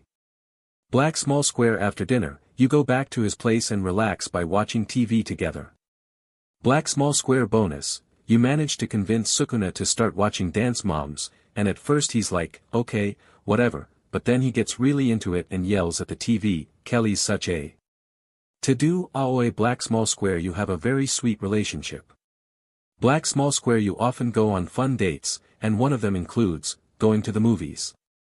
Black small square to-do loves movies, so a movie date is in order for him. You decide to go watch a new thriller that came out recently. Black small square he buys you all the snacks you want and convinces you to eat them all. Black small square surprisingly, he is not the type of person who sneaks food into the cinema. To-do buys everything on the spot, he can afford it. Black small square you buy a bag of licorice sticks for 2. Black small square of course, To-do also buys popcorn because it's a movie classic and it's his favorite movie snack. Black small square you settle into your seats and are pleased to discover that the room has comfortable heated massage seats that recline, which is a little scary when watching a horror movie, as figures on the screen jump out of nowhere. Black small square overall you are very comfortable. Black small square To-do sits with his legs stretched out in front of him and hugs you from behind with one arm, his palm resting on your side. For the most part, To-do isn't afraid, but you can feel his grip getting a little tighter during intense scenes. Poor boy. Black small square after the film he will ask you a bunch of questions. What do you think? Which character did you like the most? Were you surprised when one character died? Black small square he tries not to sound like a complete fanatic, but yes, he liked the movie. Black small square you share his enthusiasm in your answers because you like to see him happy. By the way, you also liked the movie. Black small square alternate scenario, you accidentally fall asleep during the session. In your defense, the heated chair is really comfortable, and so you come up with answers to his questions so as not to upset him, although To-do wouldn't care. Black small square then you buy ice cream and walk around the mall. Nanami Kento black small square you are dating/engaged and living together. Black small square Nanami just wants to spend time with you, so he would choose a more private place. He thought a lot about where to take you because he wanted you to like it there. Black small square but he would never ask Gojo for advice, so he had to come up with something on his own. Black small square he chose a quiet ramen restaurant. Black small square you haven't been there before, but you saw this place on the way home from work and often mentioned it. Black small square when Nanami tells you where you're going, you get really excited. Black small square he'll dress well, white button-down shirt, blue pants, brown shoes. Black small square you're wearing the adorable yellow frilly sundress he bought you a few weeks ago. Nanami silently prayed that you would wear it today. Kento, you. Black small square but you look very good together, your outfits match perfectly. Black small square this ramen place is so cute. The cooks and waiters are polite and treat you like family. Black small square you order miso ramen and Nanami's spicy tonkatsu ramen. Black small square he likes to see his girlfriend happy, and where would you be happier if not at a ramen restaurant? Black small square he's not the type to take pictures of his food, but he will definitely sneak a lot of pictures of you, with or without your knowledge. Black small square he also orders edamame for the two of you, but ends up letting you eat it all. Black small square after dinner, he takes you to your shared apartment and the two of you take a shower and then get ready for bed. Black small square once you're in bed, you cuddle for the rest of the night, just enjoying each other's presence.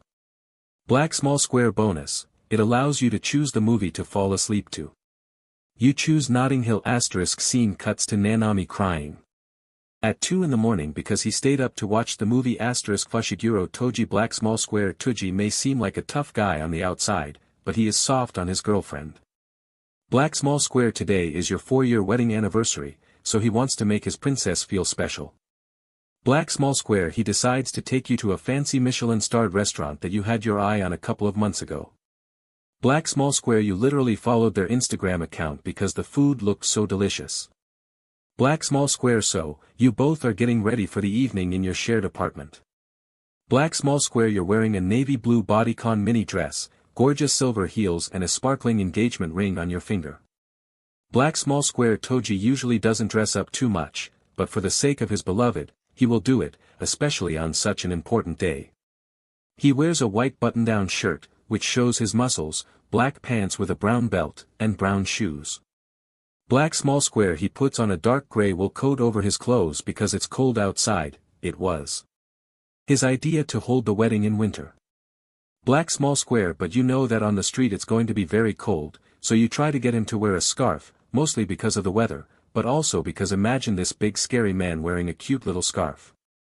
Black small square after much persuasion, he finally agrees. The scarf is a dark red color and goes very well with his hair and skin tone. Black small square so, he takes you to a restaurant, a table is reserved for 20:30 p.m. Black small square when you enter, the head waiter greets you and takes you to your table. After this, the waiter comes to pour champagne for you into beautiful glasses. Black small square you chat slowly while choosing several dishes from the menu, spicy edamame, pork gyoza, crab rangoon and tempura shrimp for appetizer. Black small square in addition to these dishes, you order several sushi dishes, as well as miso soup and tonkatsu for you. Toji insisted on this because they are your favorite dishes. Black small square somehow you finish all the dishes. Toji ate some of your leftovers after you decided you'd had enough, but in the process you order another. The restaurant has a wonderful selection of sumptuous desserts, served on elegant plates. Black small square after dinner, Toji will surprise you with a diamond necklace that matches your wedding ring perfectly. Of course you love Toji and you will say that he shouldn't have, but he doesn't care about money, he will do anything to make his wife happy. Black small square on the way home, Toji tells you how much he loves you. But soon you fall asleep in the car, and he takes you to your shared apartment. Black small square he tucks you into bed, kisses your forehead, brushes the hair out of your face and wishes you sweet dreams. Okatsu Yuta Black small square Yuta is so in love with you, he would literally give you the world if you asked. Black small square he said you were going out to dinner tonight and asked where you wanted to go. Black small square you've been looking for restaurants for a while, and then you find a cool anime-themed sushi restaurant. Black small square. You decided to spend tonight casually, you are wearing a Yuta sweatshirt and a black skirt, and he is wearing blue jeans and a dark green knitted sweater that you knitted for him last winter. By the way, he adores and cherishes it. Black small square you like the establishment. The hall is decorated with anime posters all over the walls. Black small square you order a couple of sushi dishes for the two of you, his favorite is the spicy tuna sushi. Black small square he asks you a bunch of different random questions because he likes to see your face get thoughtful or excited. Black small square of course Yuta knows your answers to the questions because you both know each other well. Black small square once you have eaten half of the restaurant and are full, he will take you for a walk around the city. Black small square you come to the shopping area, which is full of cute shops. Black small square you drag Yuta into one of them because you saw an amazing dress in a store window and you really wanted to look at it. Black small square it was a beautiful lavender color with silky ribbons on the sleeves and pleated fabric, your mouth was practically watering, black small square, until you went inside and looked at the price tag to find out that the dress cost 7,000 rubles. Black small square either way, you happily continued your date, strolling around the rest of the shops and even buying some delicious street food for dessert. Black small square you get home late at night and climb into bed together to watch TV before bed. Yuta is a real crime fanatic, so you watch a documentary about unsolved mysteries. Black small square bonus. 3 days later you find that same pleated lavender dress on your door with a note that reads, "From Utah with love." Suguru Geto Black small square a little clarification, you and Geto are students at Tokyo College and have been dating for about a year now. Black small square you plan to spend some time together today and just relax. Black small square so when Satoru invited you to go out, he was disappointed to find out that you already had plans, you heard him mutter something like, "Damn lovebirds." Black small square you decide to order takeout and watch an anime. Black small square you decide to watch Blue Prison, this is one of Geto's favorite anime. Black small square you only recently started watching it, but you like it. Your favorite character, so far, is Isegai. Black small square finally the food arrives, you both ordered pan-fried noodles, you also ordered chicken and Geto ordered beef, and a plate of shrimp tempura for two. Black small square after you finish eating, Geto sits at the head of the bed and pulls you onto his lap between his legs so he can stroke your hair while you watch an anime. Black small square you like to spend time with your boyfriend like this, when there is no pressure from the whole world or the threat of imminent death hanging over your heads. Black small square you would like to create a world that would be perfect for him. Black small square after a hearty dinner and thanks to the comfortable position, you fall asleep, Geto straightens your head, as it began to tilt slightly to the side. Black small square he values you very much. And wants his girlfriend to be comfortable and have a good night's sleep. From time to time he chastely kisses the top of your head, starting to get a little tired himself. Black small square eventually Geto turns off the TV and gets you into a more comfortable position, lying on your side with your back against his chest. Geto falls asleep, wondering how the hell he even deserved someone like you. You will pay for these insidious attempts to get your man. Gojo was convinced that it was all a sham, how could you be so sweet and frivolous at the same time exciting him almost to madness? He noted your delight as you walked through the gates of Tokyo Disneyland, hand in hand, and you pulled him a little faster. You were adorable, chatting about all the rides you wanted to go on, the characters you wanted to meet, and the food you wanted to try. His heavenly eyes hidden behind his sunglasses sparkled with mischief as he teased you with a smirk on his face. That was until you switched roles. He wasn't ready for you to put on your cutest Minnie Mouse ears and eat a big, colorful lollipop. You danced around, the skirt of your dress rising as you moved, revealing more and more skin, and Gojo's mouth went dry.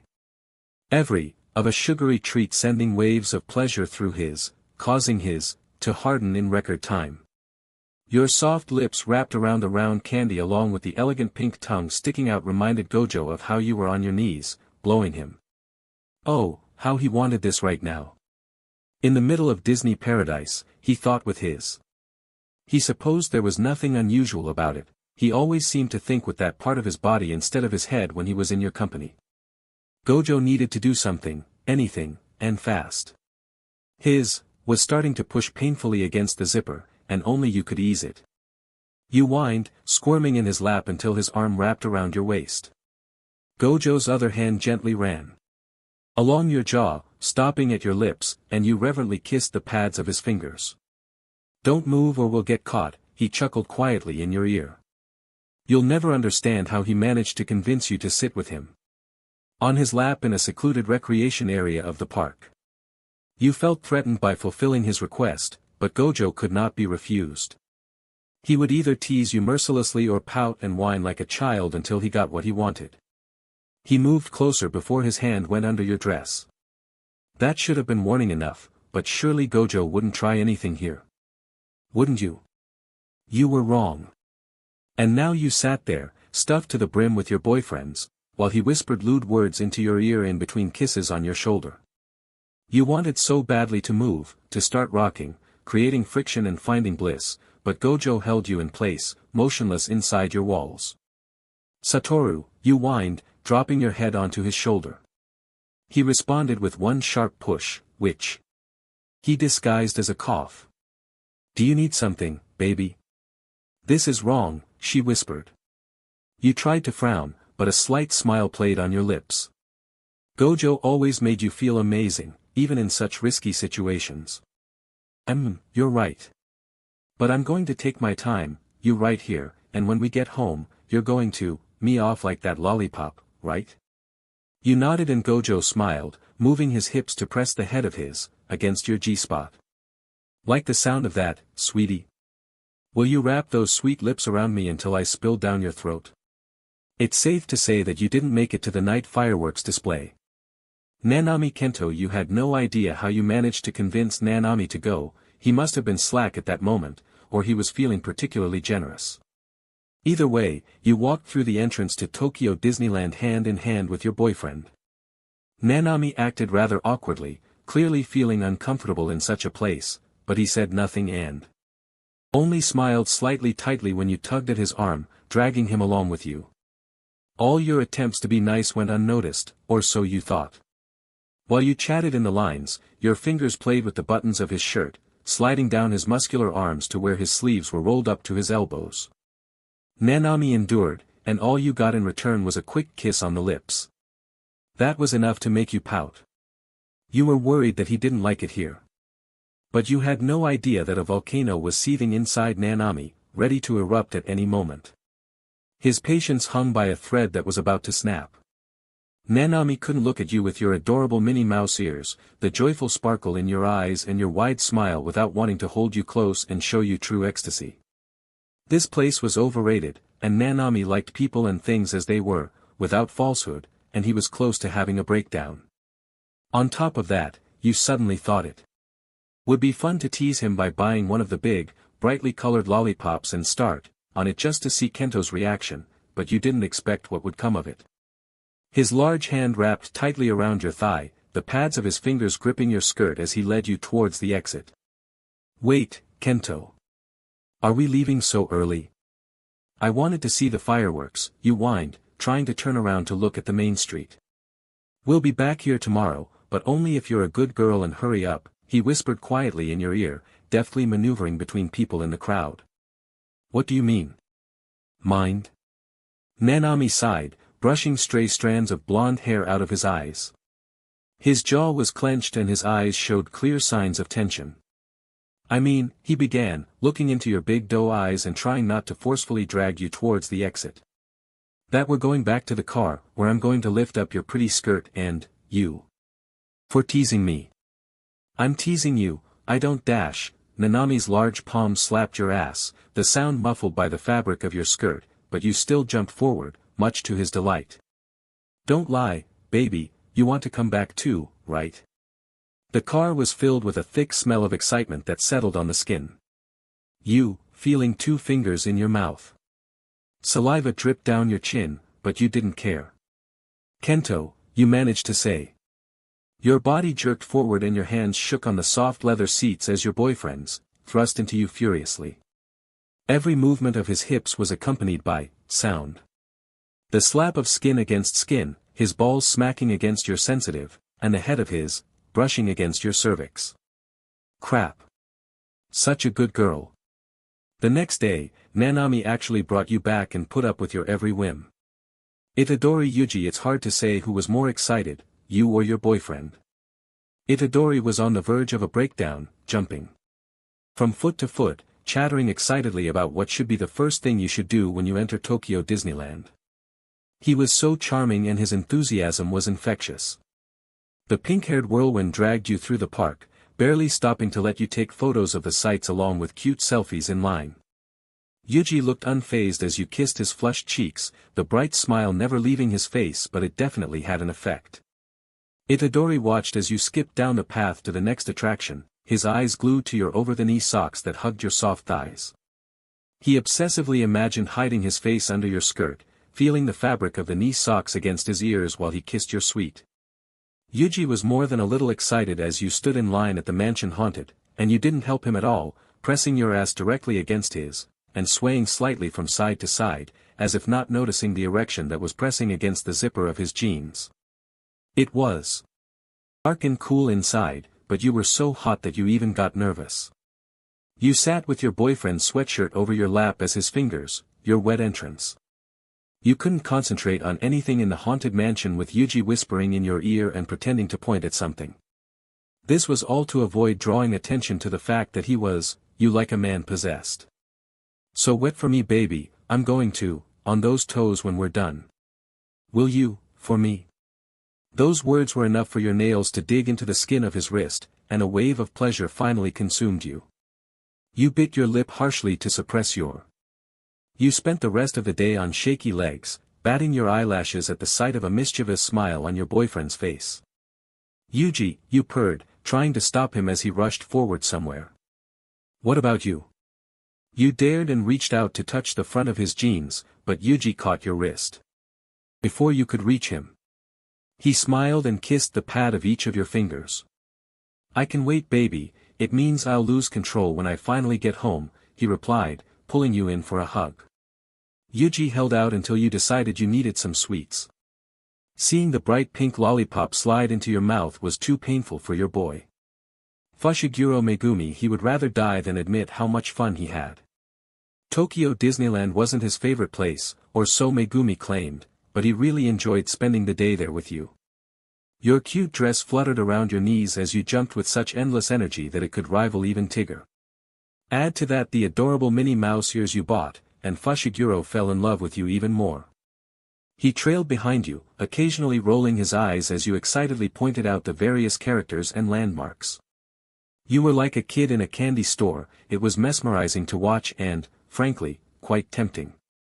At times your boyfriend was impossible to understand and it seemed like today was such a case. He seemed to indulge you as you dragged him on ride after ride, clutching his fingers in yours, but every now and then he would get a strange look in his eyes. Dark green irises shimmered with some mysterious emotion, and you could have sworn you heard a groan from his chest as you planted a chaste kiss on his cool lips. Megumi watched you like a predator stalking its prey. The bright blue lollipop you were, made his entire body ignite, and Megumi gritted his teeth until he found an opportunity to pounce on you. Gumi, what are you dash? You didn't have time to finish because Megumi pulled you into a secluded gazebo.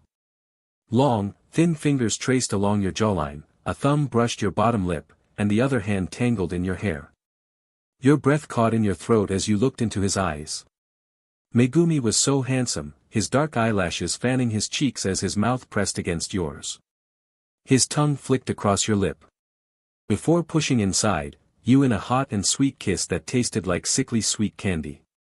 Someone else's hand pulled your hair, exposing your throat, and Megumi he pulled away to press warm, wet kisses to your neck until you let out a pitiful. He purred quietly. Did you say something? He took a step back, a small smirk playing on his face as Megumi stuck out his tongue to the sweetness that remained on his lips. You grabbed onto his hoodie, pulling hard to kiss him again. Kissing at Disneyland, you didn't expect things to go like this. Your back pressed against the hard wall and your boyfriend's hands moved from your head to your rounded hips, making them rub against each other. Megumi was hard and tense, and you were shaking and very wet because of him. It was just a matter of time. Your hand fell on your boyfriend's shoulder, and you, with bright red faces, walked bashfully towards the exit. Megumi fumed with anger the whole way home, as if you were completely to blame for what happened. Back in his room, you tugged at his arm until Megumi finally turned around. Let me make amends, Gumi. His breath caught in his throat as you fell to your knees, your fingers already unbuckling his belt and his fly. Megumi's body responded to your touch and his quickly became hard as you stroked it through his clothes. Let me, on it like that lollipop, but I bet you taste better. His small smile returned and he ran his fingers through your hair, humming to himself. Anything for you, cutie. Gojo's thick thighs begin to tremble. He clings to the last threads of self-control and dignity, he makes become louder and more lewd. Streams of sweat run down his arched back, droplets flow down the spine to the line of shaved hair at the back of the head. You pull your hips back, almost pulling out of him, and pour more, onto of his plastic. It slides back amazingly easily, glistening, consumed by his lustful greed. Gojo, low and guttural, as you push in all the way, burying yourself completely inside him. Good boy, you mutter and spread his butt cheeks, admiring the view. Your gaze trails past his sweaty hair and the line of his arched spine to the red marks blooming effortlessly against his pale skin that your hands left on his waist. Finally, you return your attention to the process and to his stretched, squeezing his thick, every time you move your hips back. Gojo doesn't say it, but you know he begs you to stop, and then go deeper and, all of him. You take me so well, you coo and grin when Gojo gives in and buries his face in the pillows, his sweet sounds now muffled. You like it when you with this big dildo, huh? A sharp trembling of his limbs and a pitiful groan is his answer. You shift the pump to your dominant hand and push his hips down. Obedient, Gojo lies down on the bed. Sitting more comfortably on him, you adjust the level of your thrusts until you stop and the thick dildo is lodged deep and steady inside him. What happened to my big and strong Satoru Gojo? You giggle, drawing a line down his back with your nails. You love the way his muscles tense under your touch, thin and white, barely noticeable hairs stand on end and tickle your fingertips.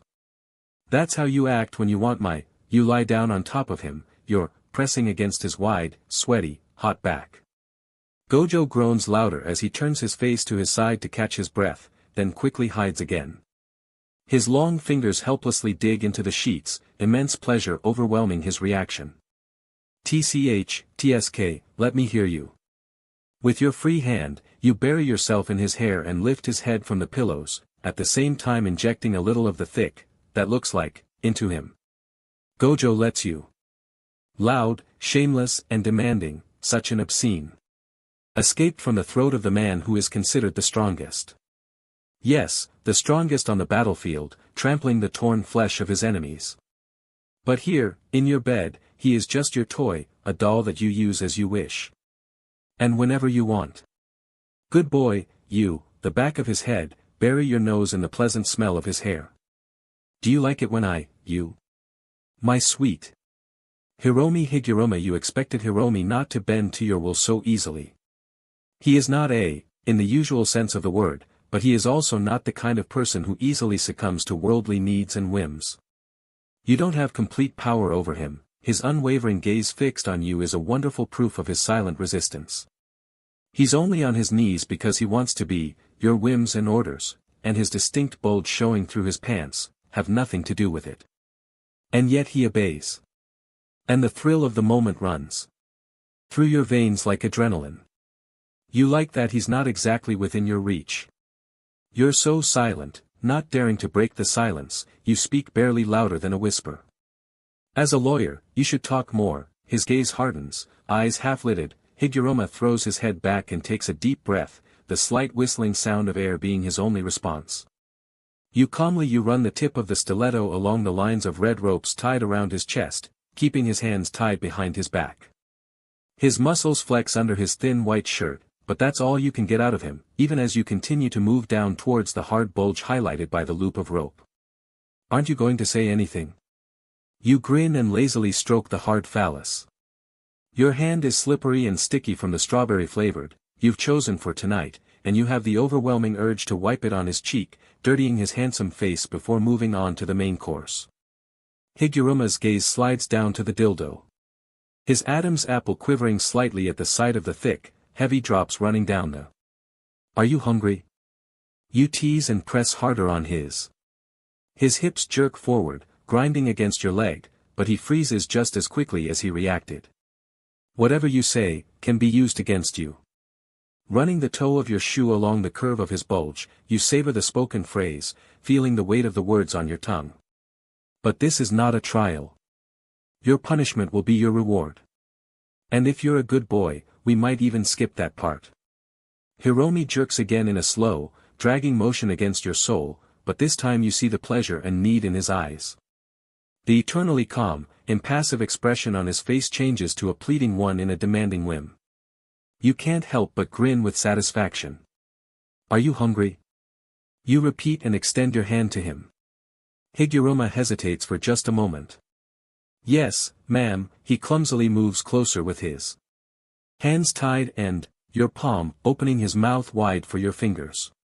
You play with him, testing how fast his tongue is, how deep he can take you before he gags. The way he whines, the way his eyes darken from the pleasure, how tears appear in their corners when you push your fingers into his mouth to the limit. You become wet from this one sight. I have something more serious for you. Grabbing the phallus at the base, you rub the head against his lips. You have no power over Higuruma, but in this moment, only in this moment, he blindly gives you all the reins and swallows the offered treat like a good boy. Nanami Kento Nanami blushes so easily, unfortunately for him. The curse of his Nordic ancestors destroys his serious demeanor at the slightest inconvenience, especially when it comes to intimate situations and teasing, which leaves Nanami in an extremely awkward state. But it looks so cute. Especially when paired with a form-fitting maid dress. Your tea, ma'am. He places a tray on the table with a teapot, a cup and 3 cookies neatly arranged on a small porcelain plate. Then he pours you some tea, careful not to spill a drop, and steps back a few steps at a respectful distance. Thank you. You nod, your eyes wandering down his legs. Long, strong legs, with thighs thick enough to crush wooden logs, now attractively exposed under a tight short dress. It has frills and a window on the chest, which gives a great view of the large, soft and hairy pectoral muscles, additionally compressed by the supporting fabric. Are you wearing? Nanami's face turns red and he has to bite his lip before he dares to speak. No, ma'am. You click your tongue in mock disappointment. Bend over. His legs are shaking and he's on the verge of giving in from embarrassment, but Nanami obeys and shows you his butt, right next to the table where your tea set is on. Walk around the house, work and clean without. You don't have to lift your skirt to see what you want, but you do it anyway. You're such a dirty, Kento-chan. You slowly drag your finger down from to his balls and he whimpers in a muffled voice as he probably has his face buried in his hands.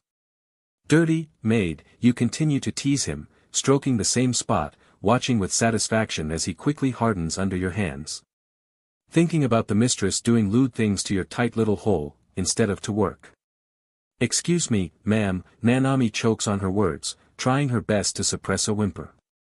I promise, I will never again. Oh, aren't you adorable? You tease his entrance with a slow circular motion. He twitches, craving your attention. For a starved, you have such an angelic voice. I can't help myself but to devour you, Kento-chan. You spread his legs wider and kneel between them, your face level with his ass. Tension runs through his muscles, which isn't a bad thing, he's definitely nervous and embarrassed as hell. You, on the inside of his thigh a little, leaving a hickey, and you smirk as his sobs become louder and more desperate. You dreamed about my tongue, didn't you? You spread his buttocks and move closer, your breath touching the most sensitive and intimate part of his body. Be a good, and admit it.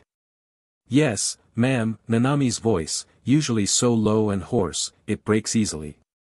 Please, could you? You reward his honesty by, a stripe from his balls to his. He groans and immediately covers his mouth with both hands. No, Kento-chan, you pull away, noting with satisfaction how he sighed in disappointment. You will only get my tongue if I hear your, melodic. This time you, his, teasingly sliding the tip of your tongue inside until you can clearly hear his voice again, which is truly a melody to your ears. Kamo Choso, you know what power lies in Choso's arms, in his strong muscles and large palms that can tear, crush and break, and carry you everywhere as if you were just a feather. That's why you made custom handcuffs from the strongest materials available, and then bribed Gojo Satoru with a bunch of sweets to imbue them with an insane amount of cursed energy to make them strong enough. You hear the loud sound of the metal chain, as loud as his, as Choso tugs at the handcuffs, trying to break free and grab your hips to get what he desperately needs. Crap. Y/N. Choso shakes his head from side to side, his hair sticking to his sweaty forehead. Please. Please. I can't do it anymore. His husky voice turns into a whimper as you move your hips again, pressing your wet, hot entrance against his painfully hard and sensitive. What's please? You maintain a slow, teasing pace. You can finish the sentence. You press yourself harder against him, putting almost all your weight into the friction, and your attempt to respond ends with a groan from him. Smirking, you continue, one hand running through his chest hair, moving down the vertical strip of hair that runs from his navel down to his pubic area. His belly is stained with, on top of a glistening layer of sweat, you've brought him to, several times already, tirelessly rubbing your, against his, until he came, and you've done it again and again. Choso is so sensitive and exhausted, he trembles and rages, every movement of your hips gets on his nerves like an electric shock. The veins bulge in his arms, the muscles twitch and tense, but the cuffs are strong. Drooling and crying, Choso finds the strength to squirm under you, but all he achieves is more friction, and that's not exactly what he wants or needs. Please. Let me, his big puppy dog eyes seem even bigger under a thin layer of tears. From overvoltage. About? But you've already come so hard, you stop moving, and Choso stops twitching and fidgeting. He is desperate and half mad with lust, but still conscious. If he wants to get what he asks for, he must play by your rules. Do you still want more? How greedy you are, and no. Let me in. You cut off his pleas with a sudden sharp movement of your hips, and your own shameless. The long session of teasing and rubbing against him didn't leave you indifferent, your juices stain his lower abdomen and the sheets beneath you. You're teetering on the edge of your first, and honestly, his helpless sobs and pleas only turn you on more. You will not deprive yourself of this pleasure. Y/N. Choso sobs, the bed frame creaking as he struggles in the handcuffs. Please. Crap. Please. Sit on my. Let me, inside you. You stop again and lean down, squeezing his cheeks and forcing look at you until Choso freezes, becoming silent and obedient, the same as he was in the beginning when you first handcuffed him to the bed. That's better, you smile and wipe away his tears with kisses. But I'll finish first. Then you can politely ask me again. Residence Remen, I'll kill you. The weight of those words and the range of the voice that spoke them would have terrified you under any other circumstances. But now is one of those once-in-a-millennium moments, you have power you never expected to have. You are stronger. You deal the cards and dictate the terms. There is a curse upon your mercy, and nothing and no one can stop you from doing what you want now. He seems to care about it as much as you care about his threats. I'll tear your head off, Sukuna muses, as indifferently as if he hadn't been splayed across the wall and nailed to it, and all four of his arms weren't covered with countless seals. Each seal would be enough to banish a special rank of curse. I will rip your ribcage and crush your heart. And I'll break all your limbs. I'll gouge out your eyes. I'll bite your off. And then everything that's left of you. And I will do all this while keeping you alive, you worthless worm. Not make me rip your tongue out, you taunt and squeeze him tighter. Any other creature would already be hissing in pain, but not the king of curses. He's just hard in the palm of your hand, heavier than any you've ever held in your hands in your life. Half of it is satisfaction at his pitiful state, and half is pure curiosity. But overall, it's his fault and his alone. Even on the verge of a death sentence, Sukuna could not control his dirty tongue. You certainly accepted the challenge. You want to hurt me, he laughs loudly and ugly. But you can't even make me, with your weak hands. Instead of answering, you squeeze his, so hard that you feel pain in your hand. Sukuna's grin melts a little, his eyes widen and he lets out a hiss, not painful, but still the first reaction you hear from him. His second. Deliberately ignored, twitches and brushes against your wrist. You raise an eyebrow at the sight of this, triumphant and encouraged. But you won't, continuing to hold him tightly, you tug his, furiously. You'll, when I tell you to, you worthless curse. Chatty, he grins, two pairs of eyes narrowed at you with contempt. And that's all you can do, genuine surprise flashes across his face as you run your free hand over his, and press on it. Damn, he groans and struggles in his bonds. You. Now that you have power over him, you're not going to miss the chance. The satisfaction of humiliating Sukuna himself is even more inflaming than the sight and feeling of absolute control. Who knows, maybe you will keep your inner promise and use his, for your own pleasure after you get tired of milking him. Smirking, you watch as Sukuna succumbs to your touches until she finally gives in with a loud, demonic-like splashing, from both of his, onto your hand. I will kill you, he repeats, murderous intent shining in his eyes. No, you will beg me to kill you. Yuji, socks. He appreciates any gift, but when receiving socks he will react like a small child. He will whine a little about how many socks he already has. Megumi will hit him for whining about it so much. Megumi, any advent calendar. He thinks it's stupid to give something at the beginning of December and use it until the end of the holidays. He won't say anything about it. He will say, thank you, and then simply either throw the thing away or never touch it again. Nobara, clothing, in particular sweaters. She thinks she is the only one who knows her own style. So anyone who gives her clothes doesn't know anything about it. And she openly states that she doesn't like it, she will complain and scold you.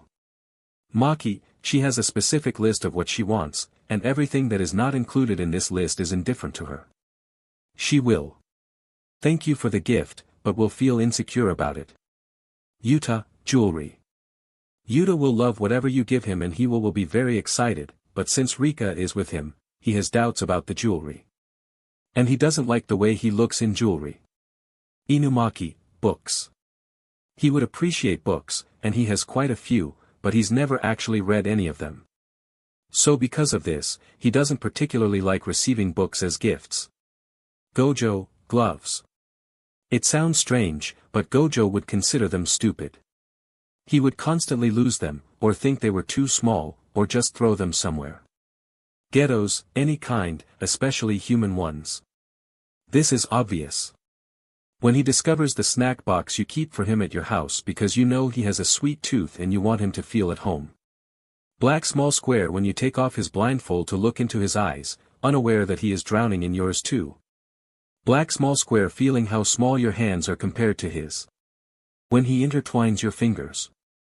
Your thumb traces small circles on his skin as he holds your hand. Black small square and with the same hand you grab his length, a little greedily, and now your thumb rubs his wet tip with familiar movements. Black small square the little sigh you let out every damn time he presses into you until he's all the way inside. Your eyes flutter open for a moment and close again in bliss as he begins to move. Black small square a vivid memory of you sinking your teeth into every part of his body you could reach, trying to muffle your. You are in school, after all. And the sight of how his skin blossoms from your tiny love bites the next day. Ghetto black small square when you absent-mindedly play with his hair while he rests his head on your lap on a hot summer day while you both seek shade under the ginkgo tree. Black small square the sweet sound of your laughter, the one you only make when you're alone. Black small square wearing your hair tie on his wrist because he often forgets to tie his hair. You both know Geto doesn't do this because he just needs a reason to keep something that belongs to you so that you will always come back to him. Black small square stolen kisses and the way you open your lips for him so willingly, as if you want to let him all in. Black small square your fingers tangling in his hair as he pins you against the nearest wall, your legs tightly wrapped around his hips and you're hanging at your ankle as Geto continues to thrust inside. Black small square and the next day you find said, in his jacket pocket, your scent still lingering on them, as well as the promise that you will meet again soon. Nanami black small square browse bakeries around the city that you have planned for the two of you to visit when you have a day off. Black small square your eyes are already lighting up at the sight of the store windows, pointing to the baked goods you want to try with him, knowing that it's not about the food, but about spending time together doing something you both love. Black small square you run your thumb over the corner of his mouth to brush away the crumbs only for your lips to soon meet his in a tender kiss. Black small square lust in your eyes as you watch him undress. You're pitiful, as he takes his time carefully hanging up his suit, slowly unbuttoning his shirt until you lose patience and reach out to help him. Black small square the way you run your fingertips over his skin, exploring every inch of muscle as if you were carved from marble. And the way your lips slide over his abs, your breath is so hot and heavy on his skin. Black small square seeing you melt from his praise when you unbutton it belt to release his aching, and then you take it deep into your throat until your face is buried in his trimmed pubic area. Shoe black small square your name appearing on the display of his phone, you text him at any time of the day to tell him how much you miss him while he's busy with clients. You are sweetly unaware of how much this means to him.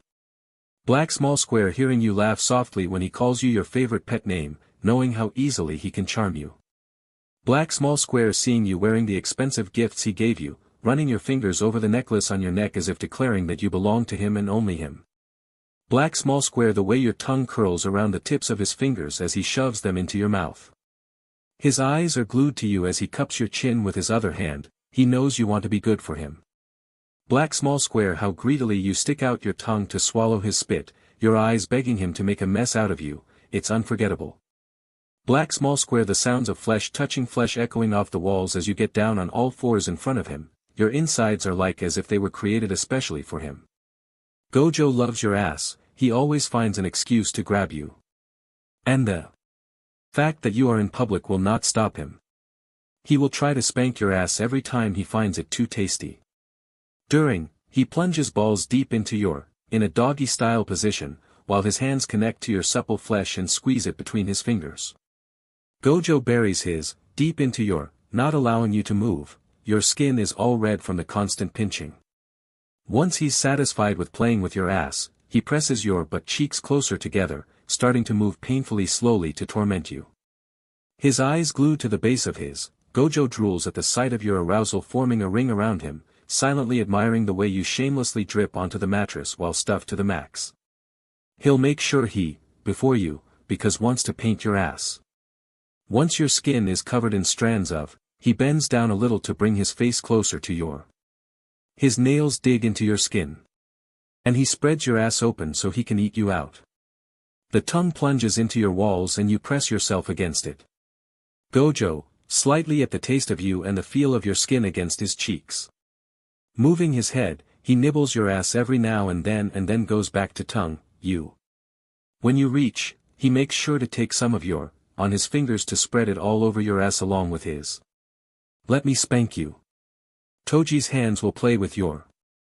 Toji loves seeing you turn to mush. The more you had, the better he became at making all your intimate sessions better. After all, your bed always ended up wet. Originally, Toji was working on perfecting his fingers to make you squirt. His 2 fingers will constantly torment your walls until you reach, and then when that happens, he will torment your. And he soon became an expert with his fingers know all your sensitive places. That's why he later tries to achieve the same with his.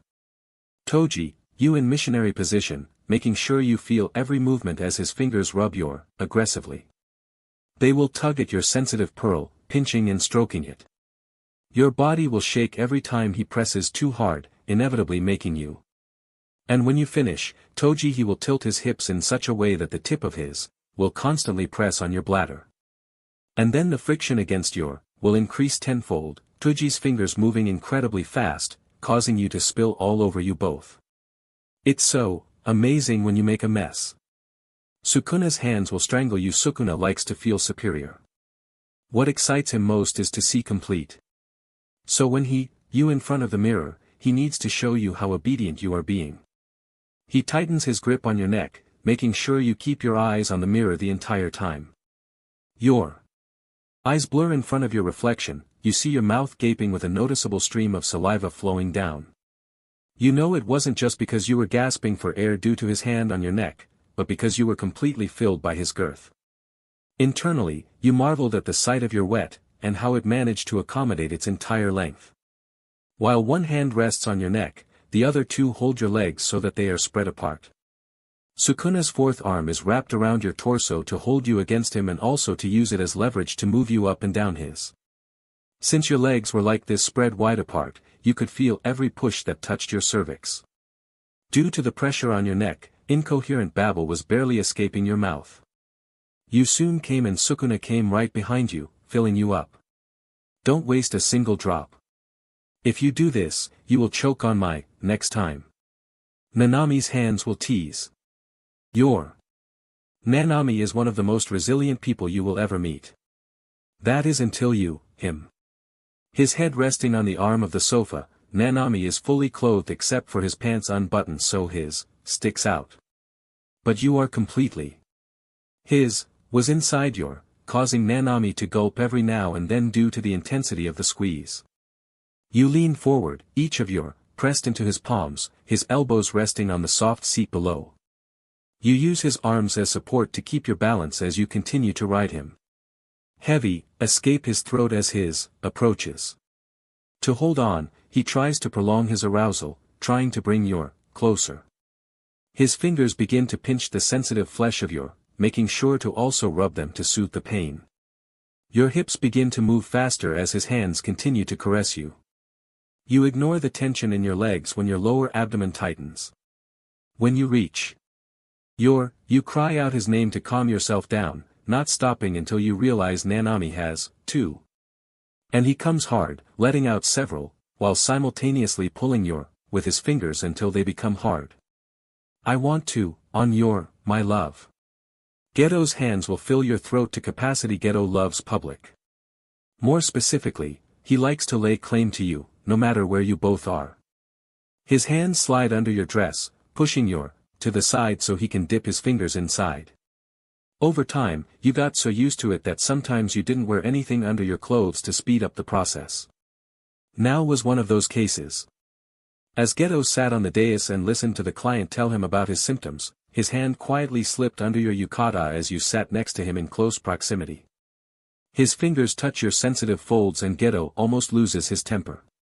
A smirk threatens to appear on his face as he feels the arousal completely soak He is sure that if you stand up, there will be a wet spot on the tatami. Geto prevents the client from continuing, explaining that he understands the problem and needs to prepare. By justifying you with this little lie, he turns into a littler room across the hall that you two can barely fit in. Your yukata is pulled up and bunched around your waist, exposing your wet labia. You scratch your nails along the wooden structure of the shoji door, trying your best not to accidentally tear the paper. Geto easily inserts 3 fingers and smirks at the obvious, you definitely played with your pretty, before joining the meeting. As his fingers begin to move inside you, soft, escape your throat with each movement. Even when a servant walks past the room, don't stop. You hear the servant stumble in his steps and you bite your tongue in embarrassment. He understood exactly what was happening. So the fingers that were in are now going down your throat. Taking advantage of this, Geto unzips his clothes to finally unleash his.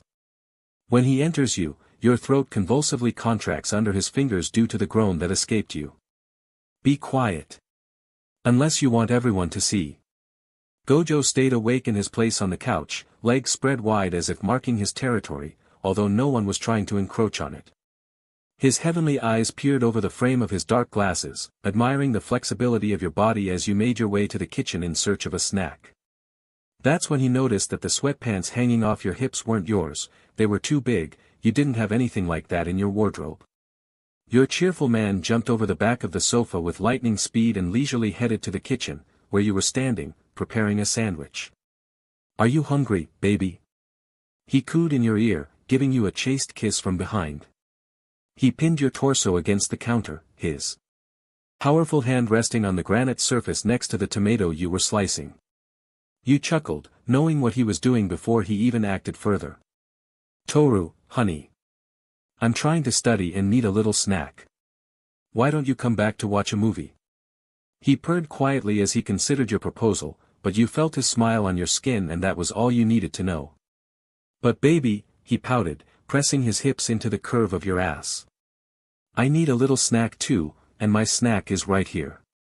Gojo rubbed his thick against you with slow, languid movements, and you knew you would give in to him. How could you resist? Satoru made you feel welcome even in the baggy t-shirt and sweatpants he borrowed. "Did you put this on for me?"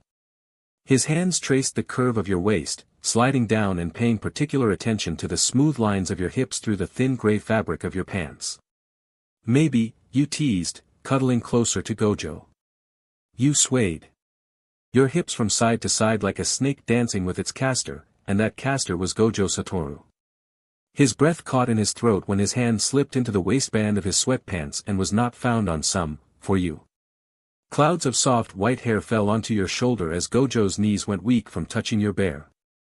His fingers slid between your folds, running back and forth to collect the nectar that had fallen as Gojo peppered your cheeks, chin, and neck with light kisses.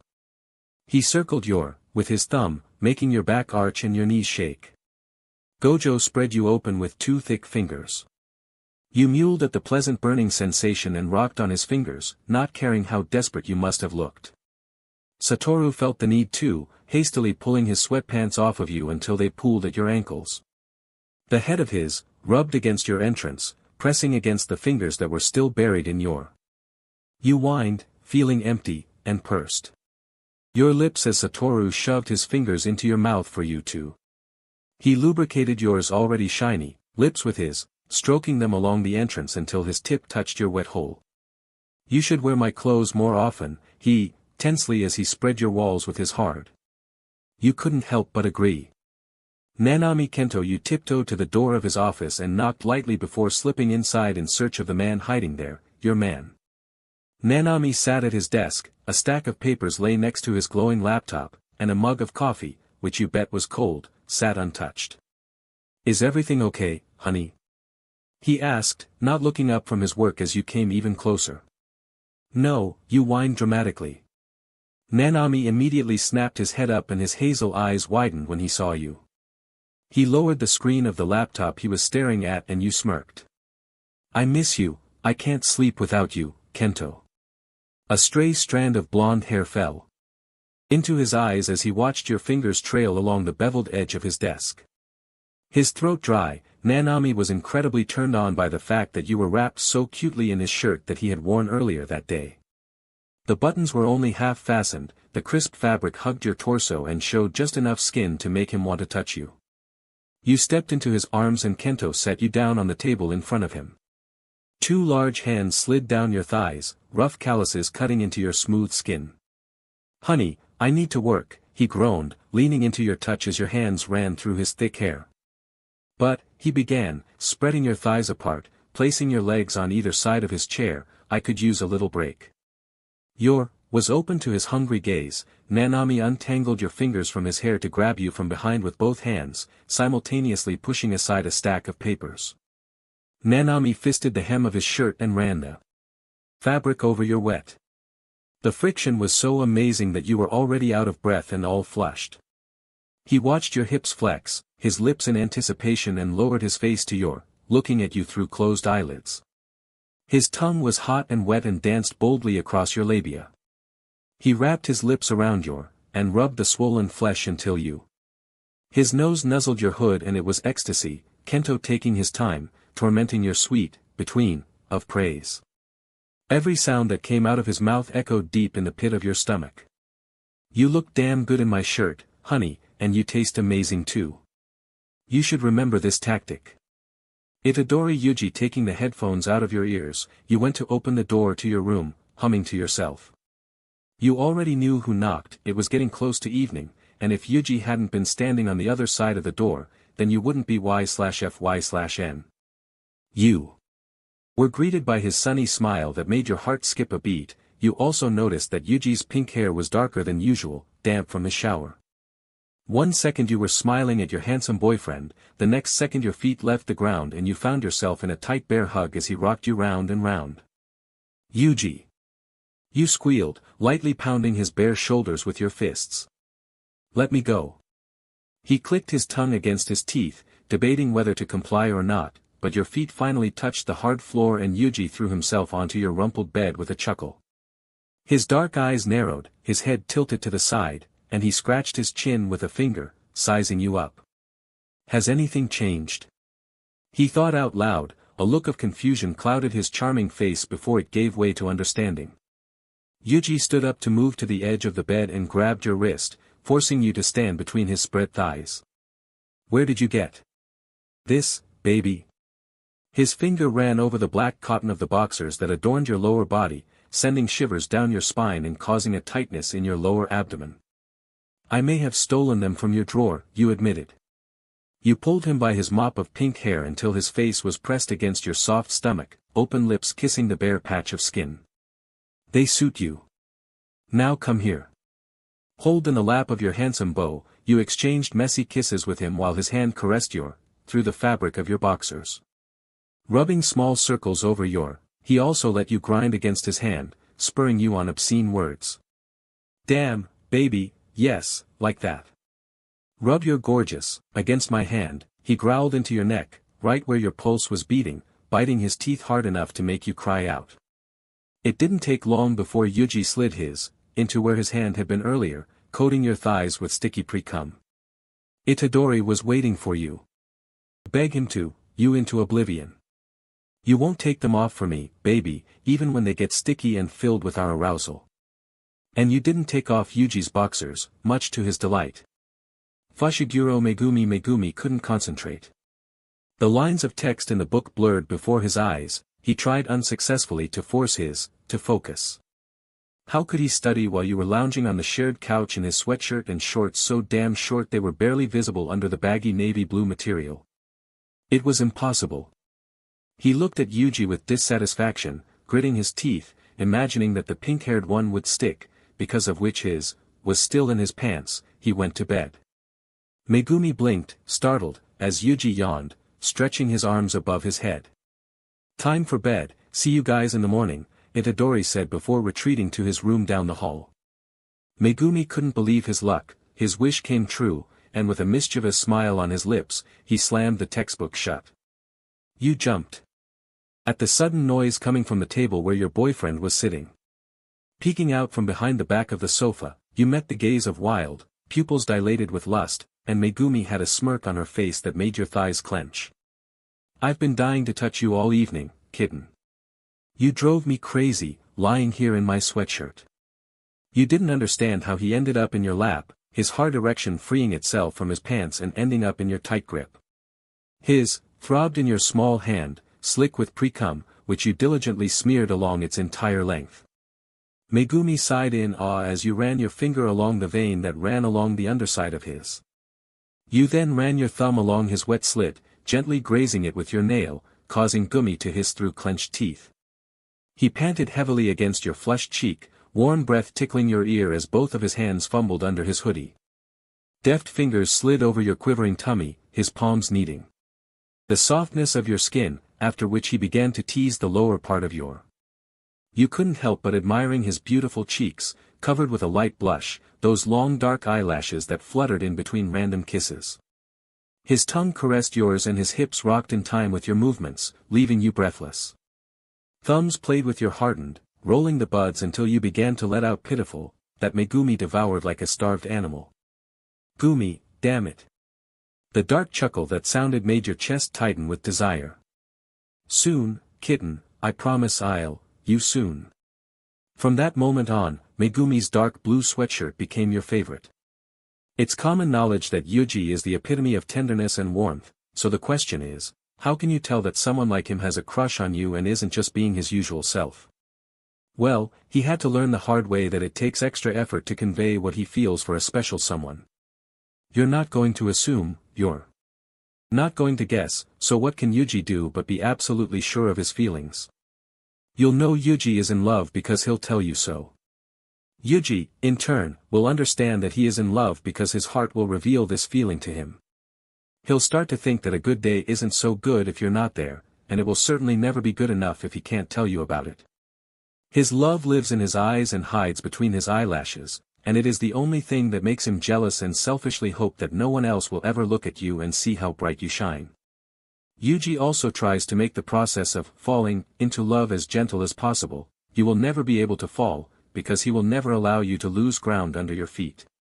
Megumi will realize this the second he starts to notice that you're not around all the time, which means he stops taking for granted the mornings when you greet him kindly or show up with extra coffee for him.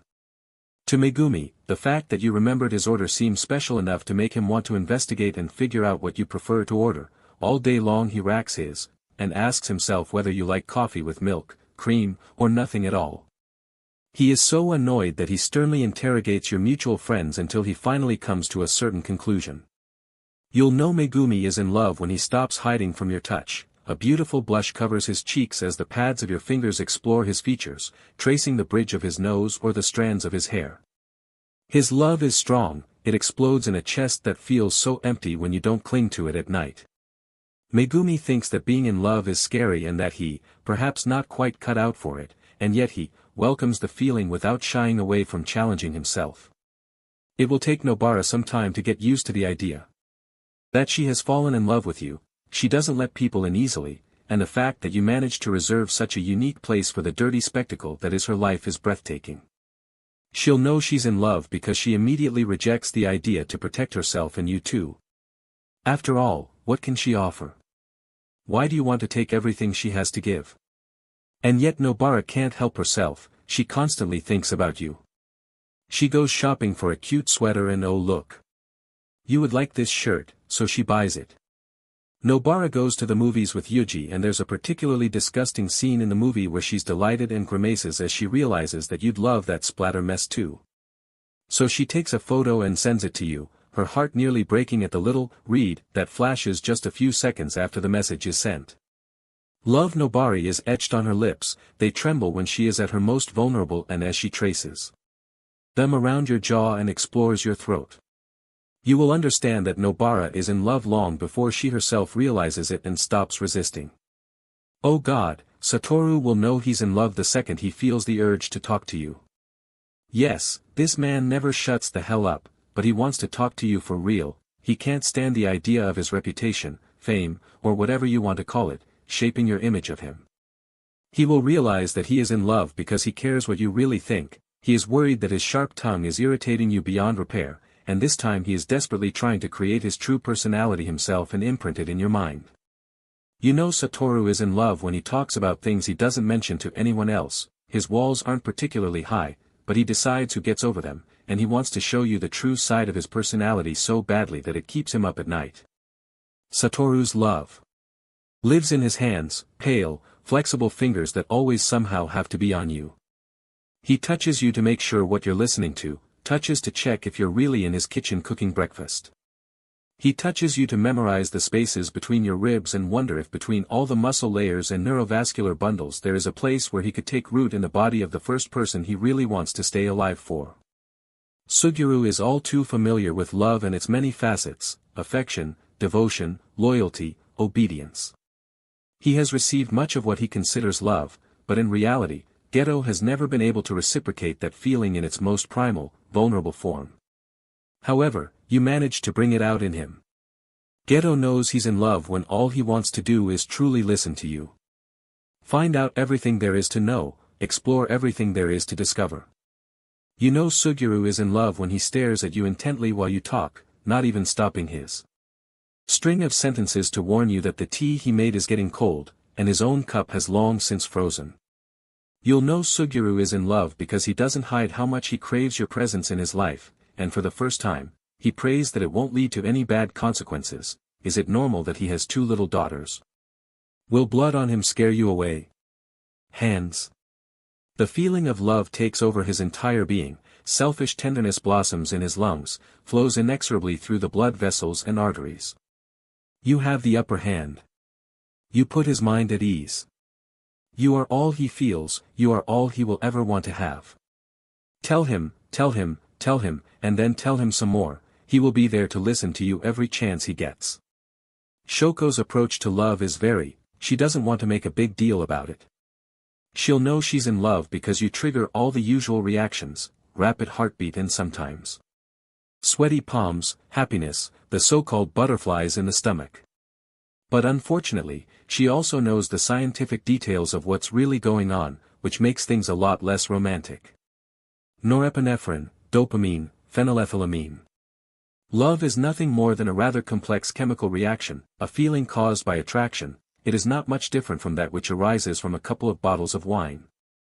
Yet alcohol doesn't make her smile the way it does you, the thought of it doesn't make her stop in the middle of a medical exam, and it certainly doesn't make her want to try harder to change.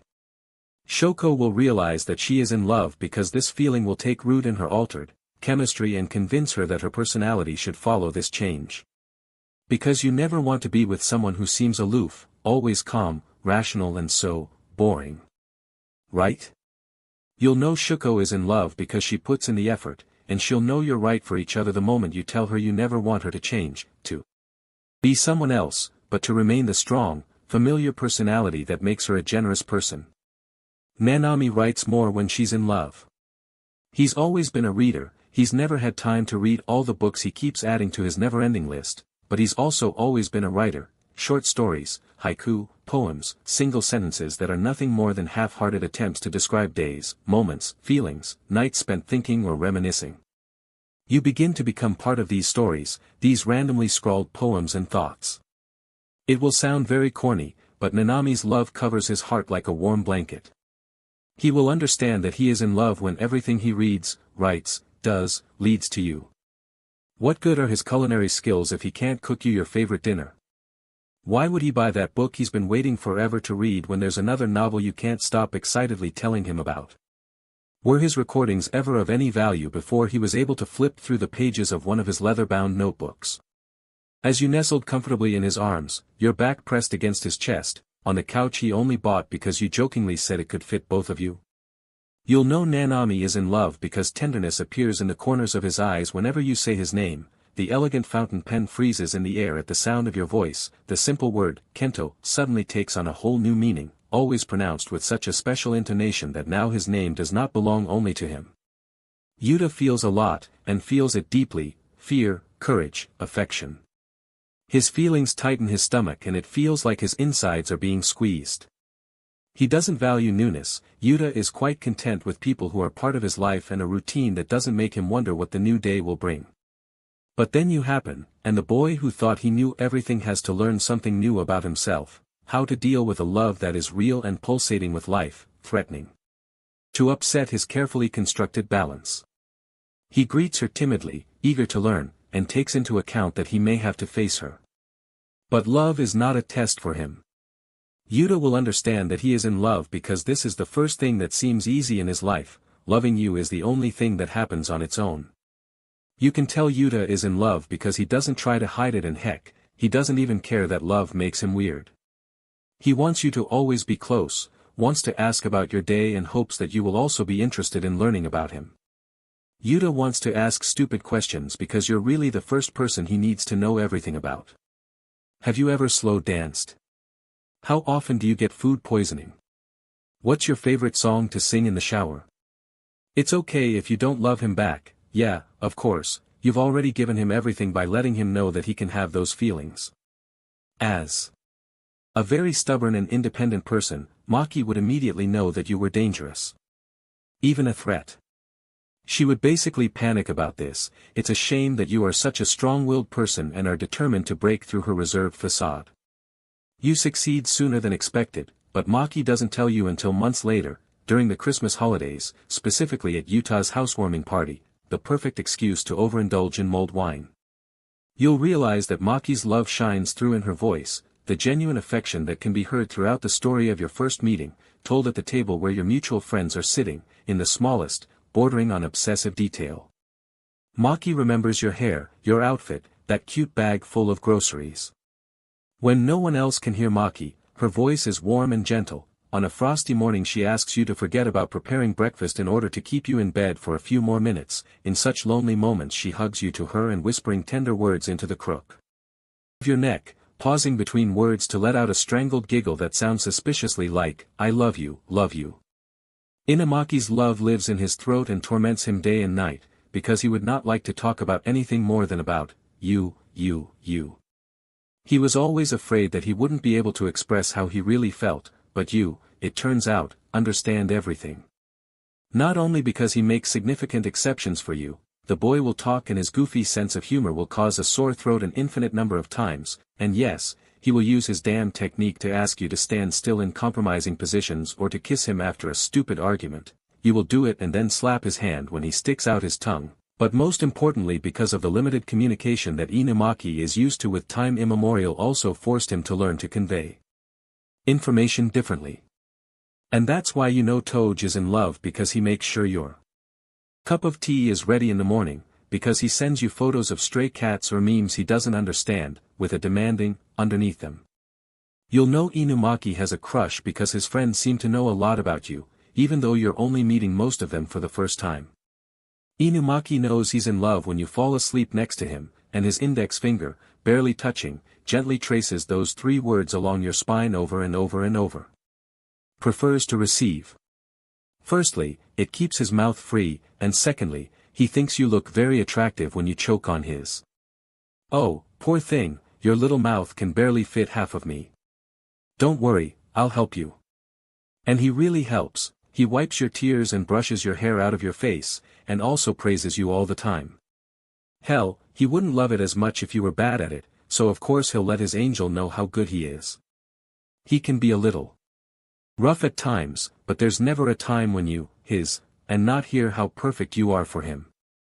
Damn, angel, you're so perfect, he almost whines, throwing his head back and biting his bottom lip. I'm about to, honey, you're so good, make me. And as much as Gojo enjoys watching you swallow his, he loves being able to, all over your pretty face. He lets you bring him to the top with your hand while he watches his, on yours person. Suguru Geto prefers to give more than to receive. He loves watching you struggle to take all of him in your mouth, but he's even more obsessed with the look on your face and the sounds you make when he runs his tongue over you. Don't bite your lip, baby, I want to hear every little noise I make from you, he hums between your legs, his large hands resting on your hips, your wetness dripping from his chin. He uses his fingers as well as his mouth. And believe me, he uses both at every opportunity to please you. Switches from fingering plus, your, to pinching your, plus, your juices. He does everything to drive your mind and body crazy. Look at the mess you made for me, sweetie, he, into your, bringing his wet fingers to your mouth for you to, your arousal off of them. I feel so good. Yes, baby, do you see how delicious you are? Damn it, I could live between your legs. And by messy we mean Geto gets wet when he eats you out. He lives off making your head super wet and messy every time. He's sure to cup the back of your head to kiss you when he's done, even though his tongue, nose, and chin are soaking wet. Nanami Kento prefers to give. Nanami eats you out as much for her own pleasure as for yours. Taking his time, making you fall apart under his tongue, treating you like you were a gift given to him by God. Will you let me please you, angel? Please. Gonna make you feel so good you can't say anything but my name, does that sound tempting? Loves it when you pull his hair. He loves knowing that you feel so good with him that you can't help but pull his hair, trying not to go crazy. 100% will rub his, on the bed, he would, himself if he didn't touch you with his hands, but he is much more eager to please you than himself. Sure, his, gets harder than ever when he hears you, his name in a breathless, angelic tone, but Nanami can't even imagine touching himself until you, at least twice. Tell me how good, I make you feel, honey, he, against your, swirling his tongue around your, as you reach your. That's it, princess, that's it. Don't hold back, let me taste all of you. Toji Fushiguro he prefers to receive, and in this he is a little cruel. Of course he loves you, his sweet baby, but he likes to tease you and maybe make you cry a little as he stuffs your mouth with his. Oh, look at you, he teases as you try to put it in your mouth. What a pathetic little thing, she can barely contain it all. We'll have to work on this, won't we, princess? And as cruel as he can be, he also takes pleasure in teaching you to take him the way he likes. Shows you exactly how to use your tongue and hands to give him absolute pleasure. Becomes a little less angry when he teaches you, but only because you are so eager to please him. That's it, honey, use your tongue right here, damn it, you're nothing if you can't learn quickly. Yes, that's it, angel. So desperate for me, aren't you? I bet your little, is wet right now and all you do is. It's like that for you, do you like it a lot? And he is absolutely right, which is even more humiliating. You move lower to gently, on his balls before he pulls you back by your hair down your throat. And of course you're going to swallow everything, just like he taught you. What's the catch? First of all, we know that this man is a huge tsundere and a bit of a yandere too. Honestly, the king of curses never thought he'd fawn over a mermaid, but here he is, secretly worshipping you behind your back. But you don't need to know about it. He would rather burn himself than say that, but Sukuna would definitely kill for you. Maybe he'll go so far as to commit a massacre just for you, his forever lover, or whatever he calls it. Either way, he knew you weren't human from the start, and with that said, being a non-human being, namely a mermaid, comes with a lot of dangerous consequences. Including being captured by people and so on. I just pray you don't faint when Sukuna comes back. With a bunch of human heads in his big hand. Don't be afraid, because these were the heads of those people who intended to hurt you and steal you from Sukuna. And as soon as Sukuna found out about this, he arranged a great day of judgment for them. Gojo Satoru flirty. No, honestly. He's very, very flirty. At first his flirting was nice and exciting, but as time went on it became more and more embarrassing until you decided to tell Gojo. Yes, dear. Could you please shut the up? And he loves spoiling you, he absolutely adores you. He doesn't even buy you clothes anymore, no. He makes it custom for you, he orders the best designer in Japan or even the world, since he has money, and asks them to make beautiful clothes with mermaid elements, especially for you. Not just clothes, literally anything you want will be yours. Do you want a new bedroom with an underwater theme and a bed with a mermaid shell frame? Made.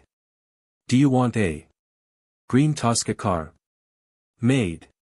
Do you want a beautiful mansion near the sea/river? Made. Everything you want, anything that caught the eye of your beautiful eyes, has already been gift-wrapped. With these packages and stupid gestures, Gojo wanted to let you know that he's head over heels in love with you. Suguru Geto a bit like his friends, he is also a little flirtatious, but Geto is also a very man. Geto also likes to spend money on you. Maybe not as much as Gojo spends it, but it's his way of proving to himself that he's worthy of you. I would ask someone who knows how to crochet to knit you a beautiful dress that will perfectly highlight your curves. He will also make some accessories for you by hand. This could be a cardigan, a hair clip or ribbon, earrings, a necklace, rings and much more. After he betrays his friends, nothing will change. Yes, he is a bad person now, especially to his friends and other shamans, but to you? Never. You wanted to say that he had betrayed his friends earlier, but Geto got ahead of him. But, dear, you are not my friend or comrade. You are my couple. Moreover, no harm will ever touch your delicate skin, not even the angel of death. Nanami Kento, he loves to take you on dates to the bakery and listen to music there together. Kento loves you very much, even if you are not human, he still loves you. And he's not afraid to show it to you if you refuse to believe him. He has already shown that he wants to share his favorite bread with you. Kento also loves to share his headphones with you and listen to his playlist for a long time. He also likes your smile, he thinks it's even sweeter than the bread he usually eats. It's not that sweet, but he's happy to see it. And because of that smile, he swears on his bread that he will protect you forever. Even if it means sacrificing himself and dying for you. Toji Fushiguro Tuji is mischievous, and just. Like Sukuna, he is a big tsundere. But he's also a little flirtatious. But he is very gentle towards you and treats you as if you were made of fragile glass. He knew how innocent you were in the human world, and he knew that your innocence would likely be abused by the disgusting people around him, and he would never allow that to happen. And besides this, he is also very caring and possessive. He wants all of you just for himself, because you are a pearl, a pure pearl. While he is a pearl hunter with a bag in which you would hide. And Toji simply could not allow you to hide in some other dirty and smelly bag, no way, ever. Besides, you shouldn't play with this man, because from Toji's point of view, upsetting you is the same as upsetting him. So if there is any stupid person who dares to mock and insult you, don't tremble, because the next thing you see is a fist Toji covered in red. Toji will never respect anyone who dares to embarrass you. Tell him who these people are and he will send them to their graves, and yes, this is how he will show his devotion to you, his rightful mate. You find one of his t-shirts/shirts/hoodies and remember your favorite times you wore the item, proudly calling it a maternity t-shirt/shirt/hoodie. Gojo Satoru black small square. You found a shirt when it was your turn to do the laundry. Gojo was at work at the time. You were 16 weeks pregnant, 4 months.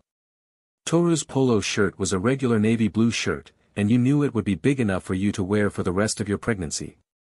So, you decided that this is the same shirt. When Gojo came home after a rather long day at work, he was very happy to see that his polo shirt covered your barely rounded belly. "Hey, Toru," you smiled at him, chopping some vegetables. "Hi, sweetheart," he smiled back in awe and came up behind you to hug you, mindful of your growing belly. "I see you raided my closet, huh?" He smiled into the curve of your neck and left a gentle kiss on it. "Yeah. Now it's a t-shirt," you giggled happily. Gojo raised his head curiously and repeated what you said. "And what does this mean?" He laughed. "I don't know," she shrugged carelessly. Shoulders, as if 20 seconds ago you didn't hear such pride in yourself in your voice. "I found it today when I was going to do the laundry and wanted to put it on," you smiled. Gojo looked at you with the same admiring smile he always had since you met. "You look better in it anyway," he said before drowning you in kisses. Gojo usually teases you half to death, almost putting you in a sullen but playful mood, but he's just so happy to have you as his wife and the mother of his child. From then on, you never took off his t-shirt. It wasn't just a t-shirt. You wore it at home, to the store, and even to doctor's appointments. Obviously, you washed a lot more often than your other clothes, but you just wanted to wear it all the time. At first, Gojo couldn't understand why you chose that particular shirt when there were others just waiting to be worn, but he didn't pry into it because it made you happy. Satoru firmly believed in the saying, "Happy wife, happy life." You also wore this polo shirt on dates with Gojo, pairing it with skirts or leggings. It was the perfect shirt in your eyes, so you wore it often. One day, you nearly burst into tears when Gojo accidentally spilled some soy sauce on her because you knew there would be a stain on your shirt despite Satoru quickly running to the bathroom to wash it off. You were 25 weeks pregnant and you were starting to get really uncomfortable wearing most of your clothes, so Satoru's t-shirt was like a cozy blanket for you, which is why you didn't want anything to happen to it. And when Gojo saw you standing there in a sports and leggings, sniffling, with a few tears running down your cheeks, he almost burst into tears too, because he couldn't bear to see you cry. Especially when all he wants is for you to feel comfortable and nice in his clothes. "No, darling, don't cry," he begged. "But," you stuttered, trying to catch your breath. "Sweetie, hey, come here," he cooed, moving towards you to kiss you. Gojo cupped your cheeks, wiping the tears from your face with his thumbs. "Toru, this was my favorite shirt," you practically burst into tears even more, if at that moment it was possible, you simply could not control it. You loved this piece of fabric so much. I know, he pouted, kissing your nose. "But that makes it more memorable, right? More special for both my girls." You nodded, sniffling, and Gojo leaned down to press a loving kiss to your lips. "Can you try washing it again?" You muttered. "Of course, honey." 3 years later, you wore that shirt again during your second pregnancy with your son. Suguru Geto. Black small square. You were about 20 weeks pregnant with your son when you found Geto's old school blue sweatshirt in one of the boxes you were sorting through. The end of November was approaching, it was getting cooler, so you decided that this was the same sweatshirt. Geto knew that his parents had dropped off a bunch of boxes full of his old school memorabilia while he was at work. He didn't think much of it until you showed up to his art class at the elementary school where he taught, wearing his old sweatshirt. "So what is this, baby?" He laughed as you smiled and waddled towards him. "Now you're taking my school supplies too," he teased. You rolled your eyes, laughing. "First of all, I'm borrowing, and second of all, I thought this could be my maternity sweatshirt." There was a grunt in response. Geto didn't bother asking because he knew what you were talking about. He overheard your friend talking chaotically about how she found your maternity item while you FaceTimed her. He then leaned down to smile and kiss your belly, which barely poked out of your oversized hoodie. "You look beautiful in it. You and the baby are doing great," he muttered against your stomach, making you smile again. "He missed you," you whispered, running your fingers through his long hair. Geto smiled even wider as he felt the baby slowly begin to turn. "Well, I missed you, Seed," he said before getting to his feet and kissing you on the lips. "I missed you too, baby," he said happily. "And since then you have never taken off that sweatshirt." Geto had been washing it daily since your pregnancy was coming to an end. He started taking on more housework because you were having false contractions.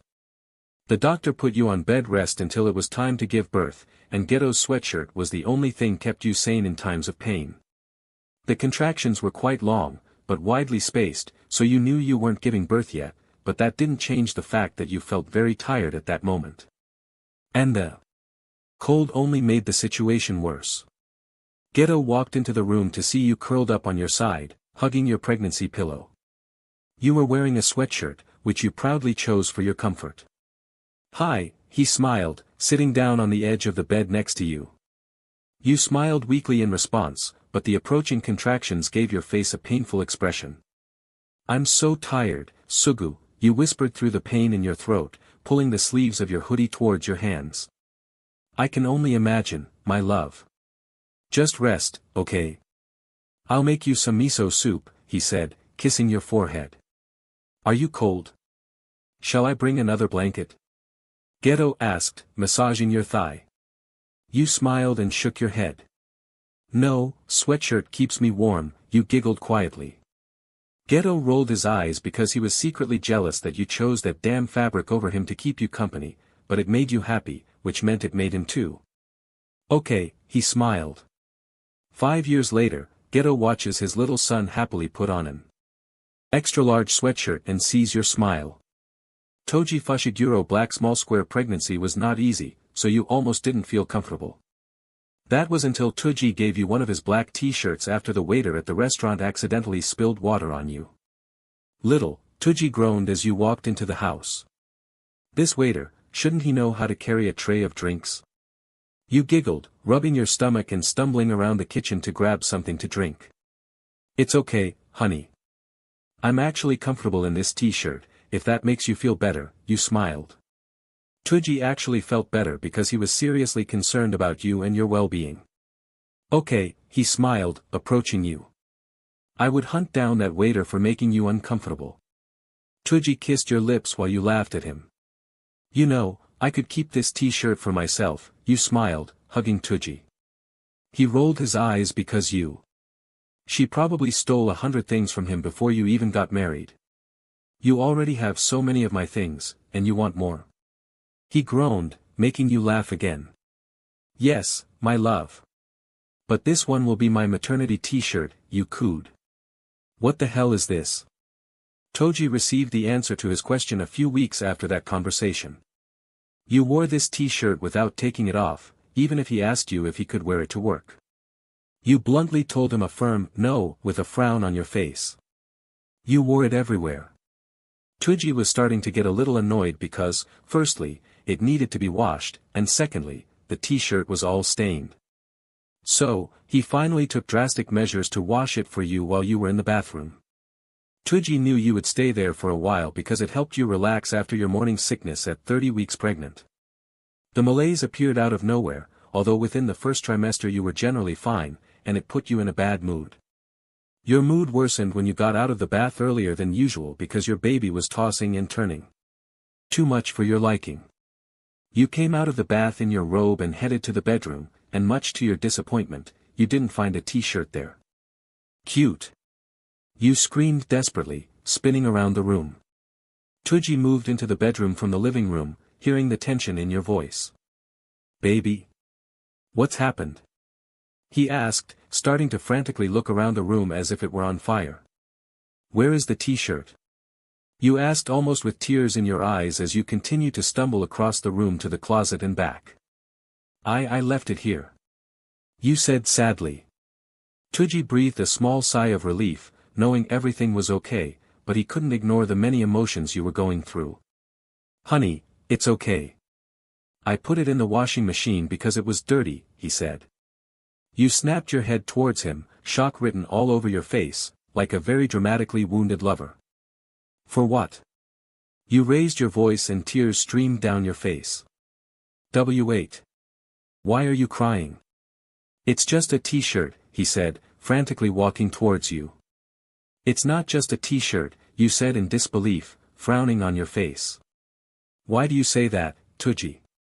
It was the only thing I felt comfortable in, and now it won't smell like you exclaimed loudly. Tuji was overcome with guilt when he heard your sobs. He just wanted the t-shirt to be clean for you because you wore it everywhere, every day. It seems he crossed the line when he threw his t-shirt in the wash. Y/N, honey, he said in a gentle voice. The wash is almost finished, I'll put the t-shirt in the dryer right away, okay? He asked, wiping away your tears with his thumbs. You're such an ass, you sobbed. I know, darling.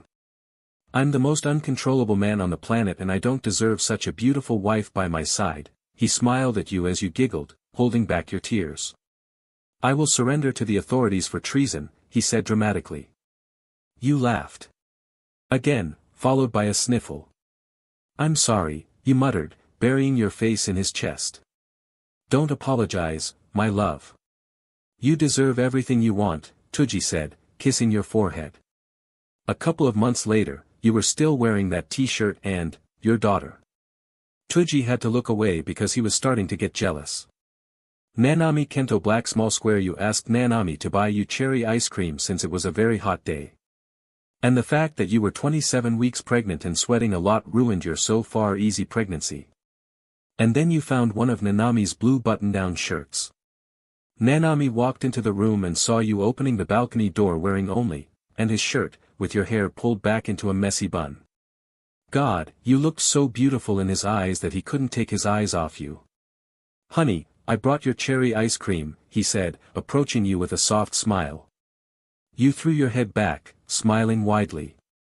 Oh God, thank you, love, you said, snatching the tray of ice cream from his hands. But before you could move away and open it, Nanami gently intertwined his fingers with yours, pulling you closer to him. You looked at him with a soft smile and tilted your head. What's the matter, love? Nanami shook his head softly and brought your hand to his lips. To me, I like to see you in my shirt. I think you should dress like this more often, he cooed. You rolled your eyes playfully and leaned up to kiss him. It's comfortable on a scorching hot day, you giggled. I'll keep it. Are my white shirts not enough? He sighed with the same smile. Never, you laughed and kissed him again. You wore the shirt for most of the summer and into the fall as your due date quickly approached. You worked from home most of the time, so you always felt comfortable when the cool fabric touched your skin. Nanami never complained about you always wearing it, even though the shirt had already begun to see better days. He knew that once your due date started to approach, things might get worse for you. Nanami did his best to be at home with you, taking care of you and meeting your needs, so he worked half the day at home and half the day at the office. But today he had to stay in the office due to an upcoming international meeting. Since Nanami cared about you so much, you decided to bring him lunch to work despite the fact that your false contractions were taking a little longer. You didn't think much of it because you were still a couple weeks away from giving birth, so you just brushed it off as nothing. You knocked on Nanami's office door and he immediately answered that you could come in. Hi, darling. You were happy. Nanami let out a sigh of relief when he saw you, beautiful, waddle through the door of his office. It was nice to see you in your maternity shirt. Hello, dear. What are you doing here? He asked, standing up to greet you with a kiss. I brought food because I know for a fact that you missed lunch, you playfully scolded. Caught me red-handed, he chuckled, grabbing the hem of the shirt you had tucked into your white skirt. Beautiful, as always, he muttered in admiration. Thank dash, you stopped mid-sentence, gasping as it sounded like a bucket of water spilling onto a wooden floor. You and Nanami looked at each other, eyes wide, and then slowly looked down to see the puddle located between your legs. Keikento, you gasped again. This is, your water broke, he finished your sentence and then looked at you. Darling. The children are on the way, he laughed joyfully. Holy Mother of God, you muttered as you began to experience small contractions. I have the bags in the car, so we can go to the hospital. I'll call right now to let them know we're on our way, Nanami said, pacing around the office and gathering his things. Expensive? He called out to you because of the silence. Yes, let's go. You laughed nervously, rubbing your stomach. Can't I take a shower first? I feel like I peed myself. He laughed with you and squeezed your hands in his. I have tissues and spare clothes for you, my love. And all your toiletries too, he said. You smiled and pulled one hand out to cup his cheek. We're going to become parents, you whispered. Nanami nodded in response with a smile. Okay, let's go, because I just realized I have 2 babies to deliver, you said, hobbling out of the office. Nanami laughed as he watched you frantically waddle away with spots of water spreading between your legs. You'd slap him for thinking it was cute. 21 hours later, your babies were born, a boy and a girl, and like Tuji, Nanami was a little jealous when he saw you feeding the babies while wearing his shirt. When Satoru Gojo is in love, it's like a wild dance of wit and charm. His love is a symphony of playful banter and passionate embraces. His eyes hold the secrets of 1,000 stars, and his touch ignites the very essence of your being. In moments of silence, he whispers sonnets of adoration, and in chaos, his laughter is a melody that soothes your soul.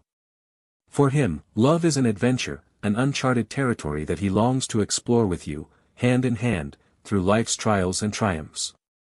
Fushiguro Megumi's love is a sonnet of tender whispers and soulful glances. His affection is like a melody, soft and enchanting, your being. He expresses his love in words that indicate the depth of his feelings. For him, love is a silent symphony, where every note resonates with the promise of understanding and unwavering support. Itadori Yuji's love is a ballad of laughter and playful affection. His love is a dance filled with joy and carefree moments that remain in your heart. He expresses his affection through kindness, which is a reflection of his boundless energy and unwavering loyalty. For him, love is an adventure where every step is a testament to the strength of his love and the depth of his devotion. Rimen Sukuna's love is like a forbidden sonnet, dark and intense. His affection is a double-edged sword, dangerous and all-consuming. In his eyes you see the storm of centuries past, but there is a fierce passion in them that threatens to destroy your resolve. His touch is a promise of protection, and his gaze is a silent confession of possessiveness. To love him is to dance on the edge of darkness, where danger and desire intertwine in a mesmerizingly beautiful ballet. Nanami Kento's love is a tender melody of unwavering support and silent devotion.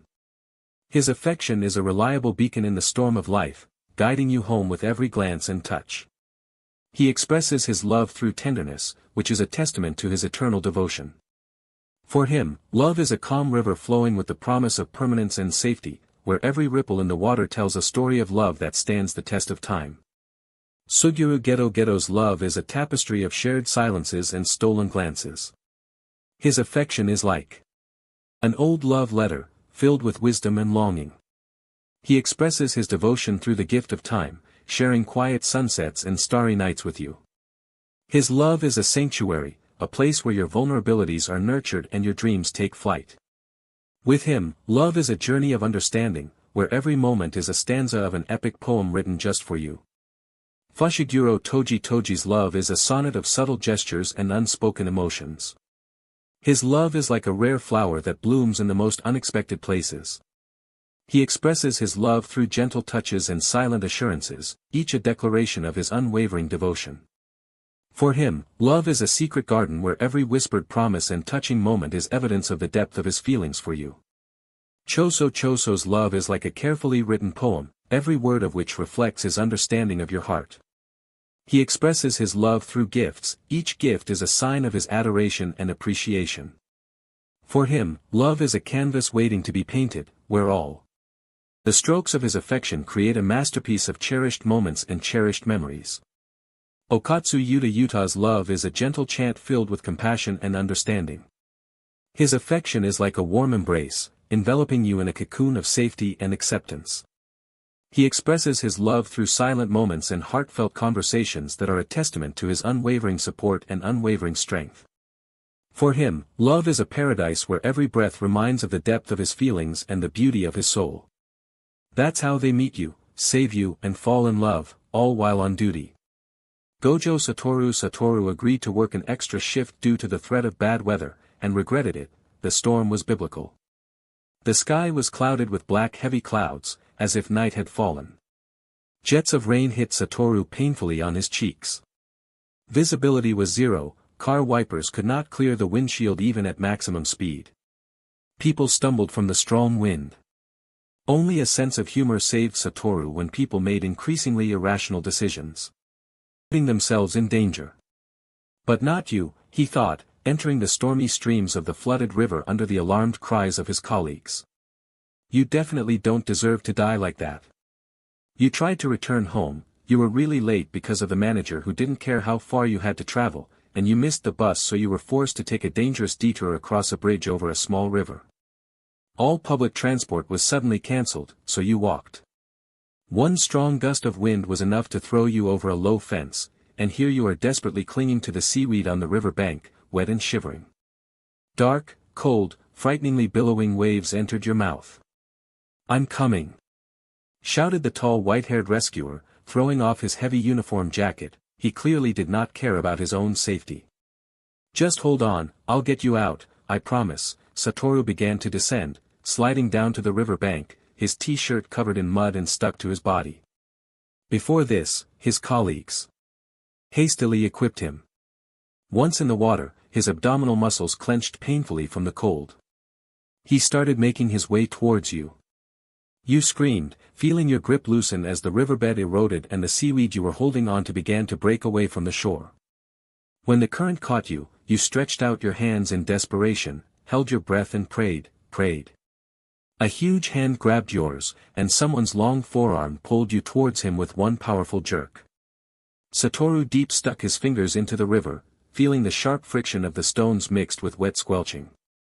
"Don't let go, just hold on to me." Satoru reached under the water, grabbed your hips and forced you to wrap them around his own thighs. You wrapped your arms around his neck, buried your face in his chest, and he held you there, retreating back under the pressure of the river while his colleagues pulled you both out of the water. Still holding you in his arms, Satoru staggered up the riverbank, soaking wet, his chest rising and falling. You looked up at him meekly, shaking and cold. Satoru sighed, smiling at you. "Okay, tell me what your name is, because we're going to have to take off our clothes so I can warm you up."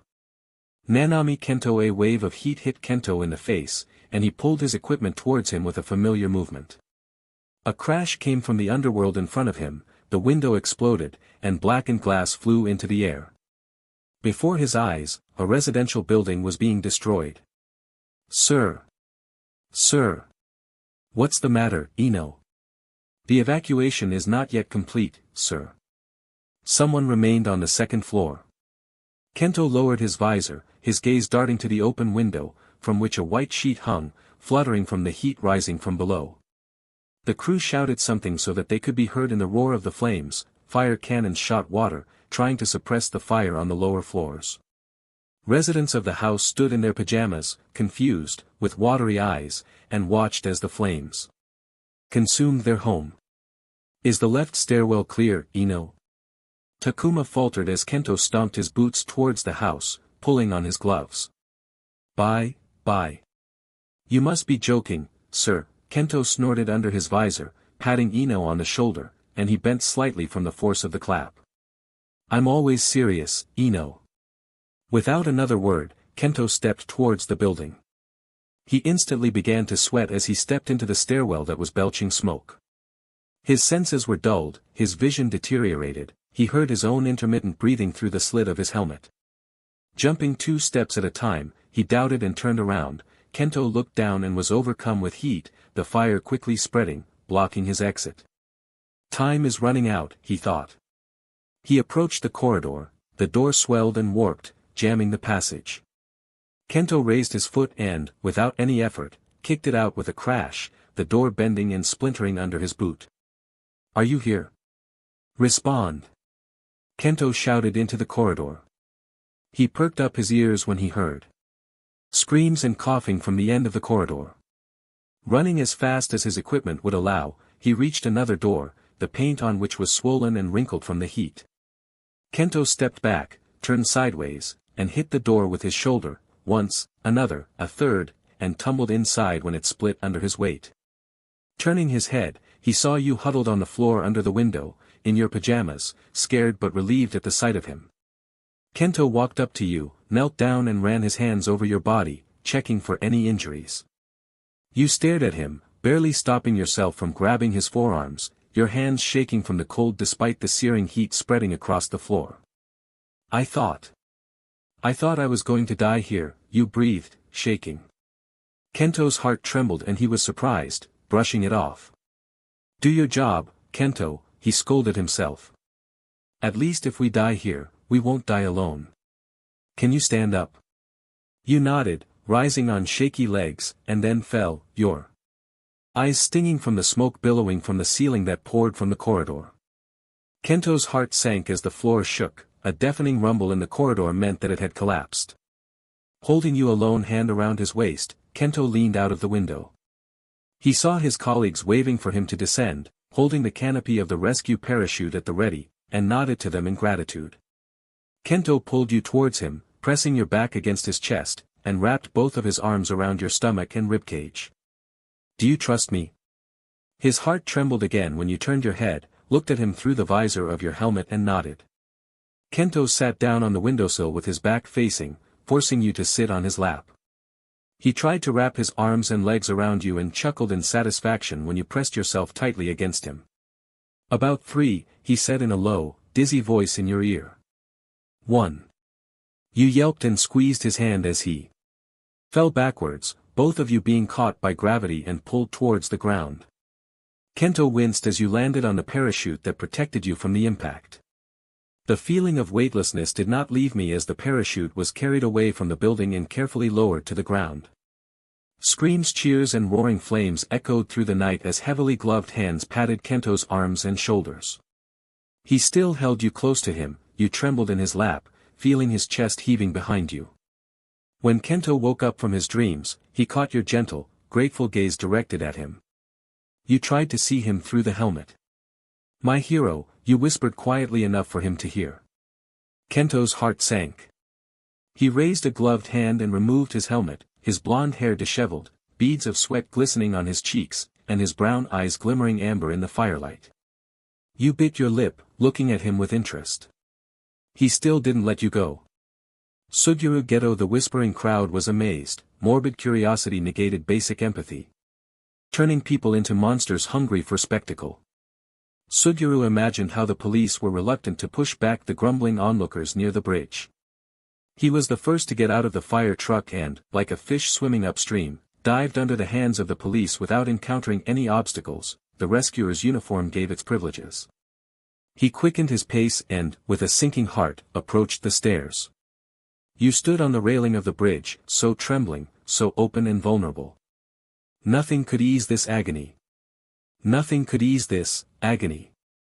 Nothing in death could be more painful than the burden of life. Nothing could bring you back from this edge. Hello. I'm Suguru. I'm sorry you're going through this. His voice interrupted your thoughts and the world around you seemed to freeze. The rustle of leaves in the wind died down.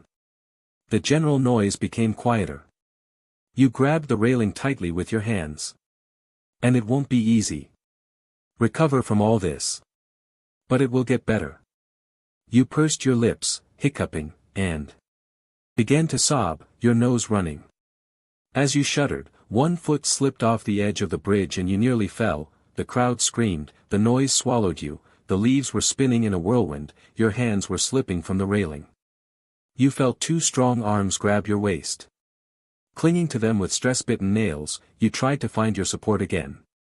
Your weak heart beat with the effort required, you staggered, crying, half hanging from the bridge. I can let you go. If you need it. I understand. But I don't think that's what you want. The hug made you feel warm.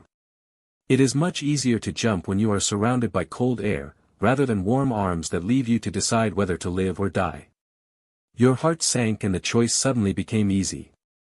Get me out, you sobbed, feeling someone else's arms grip you tighter. Get me out, get me out, get me out.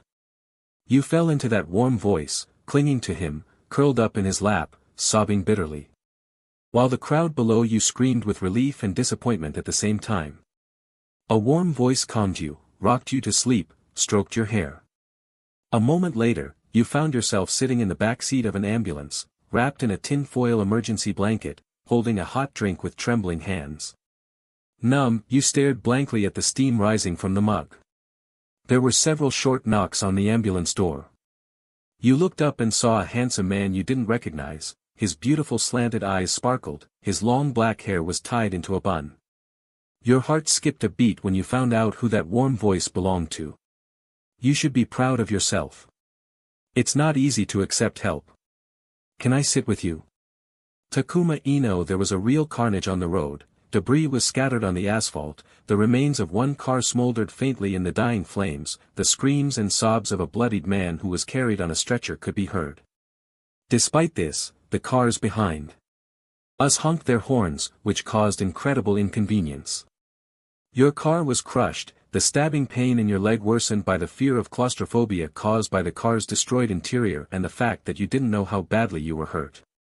Your mind replayed over and over again the breakneck speed at which the accident happened.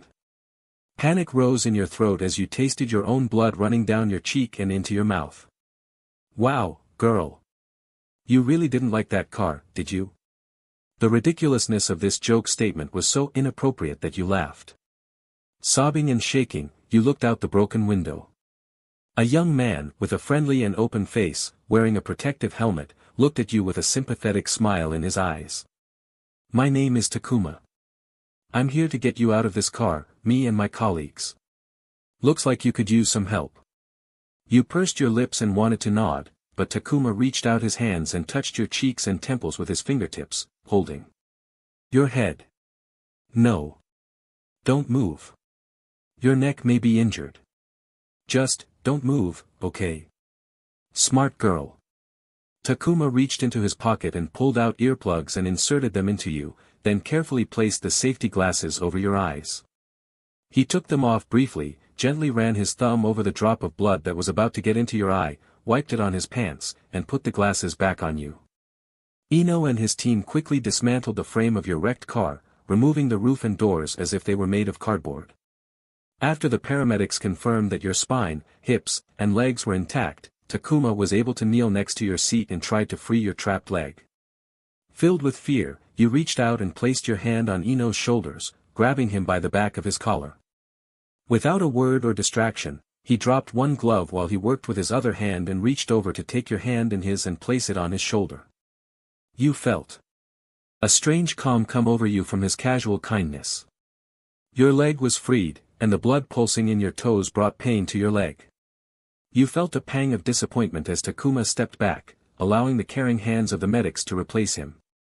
It's not every day that you get saved by such a handsome man, huh? Ino laughed, cupping his chin between his thumb and forefinger in mock smugness. You smiled at him so sweetly and gratefully that everything inside him sank. No. It's not every day that such a handsome man saves me. You had no idea that heroes could blush so cutely. Fushiguro Megumi, here. Come on, boy, here. And you, over there. Good boys. Megumi skillfully guided his dogs, black and white, against the threat of the approaching night. Reporters made him a nuisance, and he scowled as he picked his way through debris and wires as rescuers screamed and frantically tried to turn on the floodlights. There was a chill in the air. An earthquake of magnitude 7.8 shook the city tonight. The search for survivors continues as Megumi raised his head when he heard 3 short barks from his dog and ran to the corner of the destroyed school, feeling his heart sink into his heels. His black dog pointed to the huge pile of rubble that remained of the building. There was no longer anywhere to teach classes or eat lunch. Megumi reached into his pocket, offering the dog a treat, and scratched it behind the ears as his tail wagged proudly. Good boy, good boy. Wait for me here. Megumi headed towards the ruins, carefully looking around and listening. He found a passage, the remains of a destroyed doorway. There was some shuffling and coughing. He pushed the loose brickwork aside, allowing the rays of the evening sun to, where you thought your grave was. Can you hear me? Megumi shouted, and you reached out to his voice from your small tomb. Your eyes filled with tears as the young man's shadow blocked the rays of sunlight and he raised the lantern, aiming it to shine the light between you and each other. Did you crawl under the table? Megumi asked, admiringly and approvingly. It saved your life. Well done. You smiled, your cheeks wet from tears and your cut hands covered in brick dust. You tried to crawl out from under the table towards him. As you began to rise, a dangerously tilted wall swayed above you, and you felt a shadow begin to fall over you. Screaming and hearing Megumi's sharp cry, you prepared for the blow, but didn't feel anything. Your body suddenly became warm and pleasantly soft. Opening your eyes, you realized that the young man was lying on top of you, stretched out to his full height, leaning his incredibly strong hands on the floor, protecting you from the collapsing brickwork. You gasped, immobilized and shocked as he came down on top of you. Get out. Now, he groaned. You nodded and slid out from under him, leaving behind bloody handprints on the brickwork. A heavy groan from behind you meant that Megumi had somehow shaken most of the wall off his back and crawled after you. Once again, oddly enough, it was you who swayed on your feet, and Megumi held out his arms to support you. The 2 dogs sniffed at you impatiently, and Megumi's frown deepened, blushing cutely as you looked at him with undisguised admiration. Go see the doctors, Megumi grumbled, wiping brick dust from his spiky hair. They will help you, I'll go. If you give me your phone number. You're out of your mind. Itadori Yuji lowered his visor and immediately regretted it when the rain began to patter on him. He reluctantly lifted it, instantly feeling cool streams flowing from his bangs onto his eyebrows. Sweeping away the water, he huddled near his newly arrived colleagues to provide aid and rescue people from the flooded town in the valley. The brigade captain, Nanami Kento, shouted orders. Yuji turned around, shaking off the dirty splashes, and, up his ears. Ino, Maki, provide assistance and salvation to the eastern quarter. Kujisaki, you're wearing a western look. Itadori. Nanami looked hesitantly at Yuji, who would have wagged his tail if he had one. Exhaling shakily, Nanami continued, Itadori, check the integrity of the northern lane before we begin the evacuation. And don't do it, Nanami warned, squinting his slanted eyes through the visor of his helmet. Nothing dangerous. Yuji thought about it. And by dangerous, you mean? Itadori. Got it, sir. Nothing dangerous, Yuji said with a wink and saluting. Nanami looked after him with silent hopelessness as Yuji ran, splashing along the water-filled road. Yuji hummed to himself, his voice breaking as he jogged, blowing streams of water from his lips. He slid along the dirt road between lanes, hedges, trees, and down the hill. Yuji heard the muffled roar of the water flow and curiously turned the corner. The river overflowed its banks, flooding a hole hidden on the road. The water, muddy with sediment, splashed around a large fallen tree, under which, damn. Yuji cursed as he saw the small car almost completely submerged in water and partially crushed by the weight of the tree. Yuji started to run, his feet slipping on the wet road. Crying and desperate sobs could be heard from the car.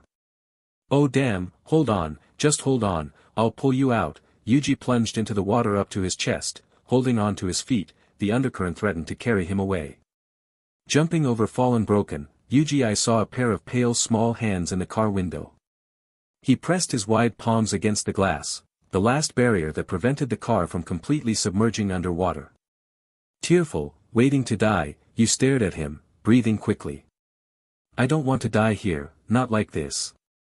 I can't get out. Yuji took a step back, eyes wide, full of fear and doubt.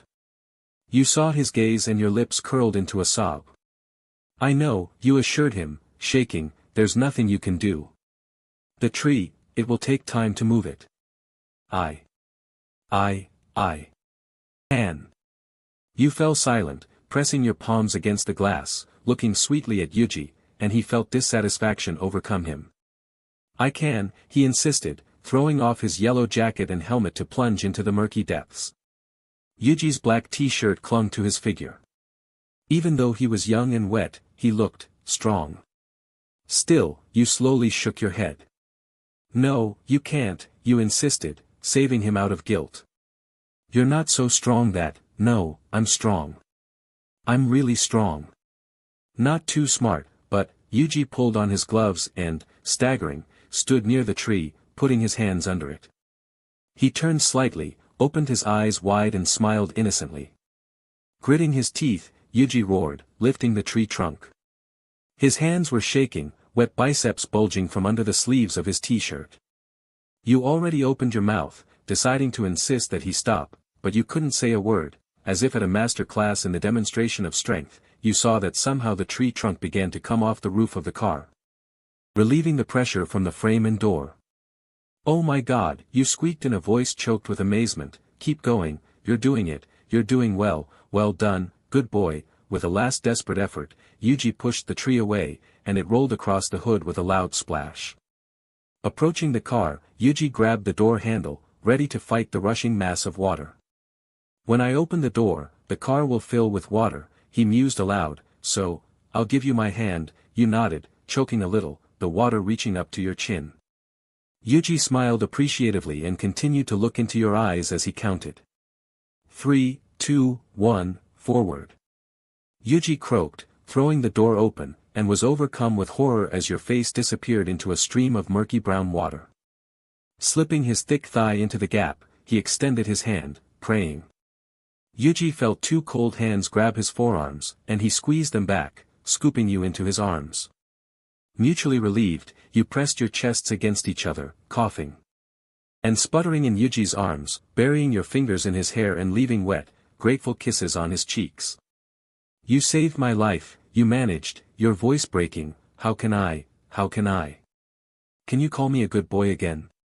Just once.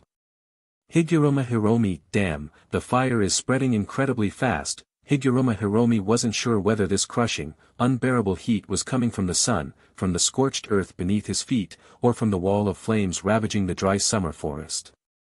Opening his eyes wide in horror, he frowned, wrinkling his hooked nose. Drops of sweat flowed down his spiky black hair and fell onto the thirsty ground.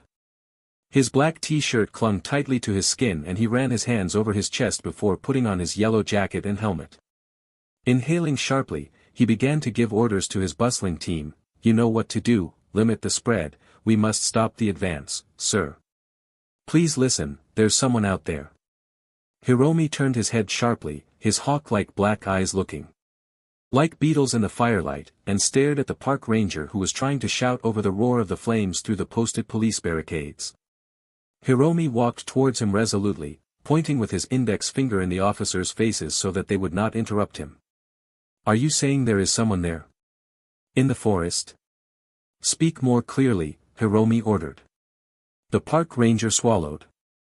One of our rangers, she's trying to save some birdhouses, an endangered species. Hiromi laughed humorlessly and rubbed his face, looking up at the sky.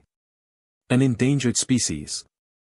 In this case, she is an endangered species. Hiromi laughed again, inhaling air, then exhaled decisively with a hoarse groan.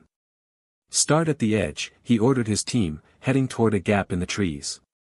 I'll be back, if I'm lucky, he said to the desperate cries of his colleagues calling for him to return. Hiromi stomped his boots on the hot ground, and all sounds died down, replaced by hellish heat and the crackling of devilish flames. Hiromi was breathing heavily, his chest heaving as he swallowed the stale air and ash. Around him, smoldering leaves rustled on the ground.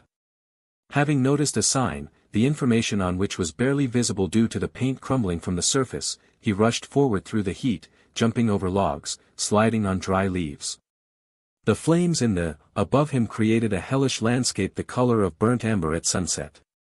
He approached the circular fence. The bird sanctuary was in flames, and for an inexplicable reason, a woman had climbed a high wooden ladder and was removing a birdhouse from a tree. Hiromi stopped abruptly, snorting in disbelief and mockingly. The skin on your cheeks was as dry as tree bark. You tucked the birdhouse under your arm and began to walk down the stairs.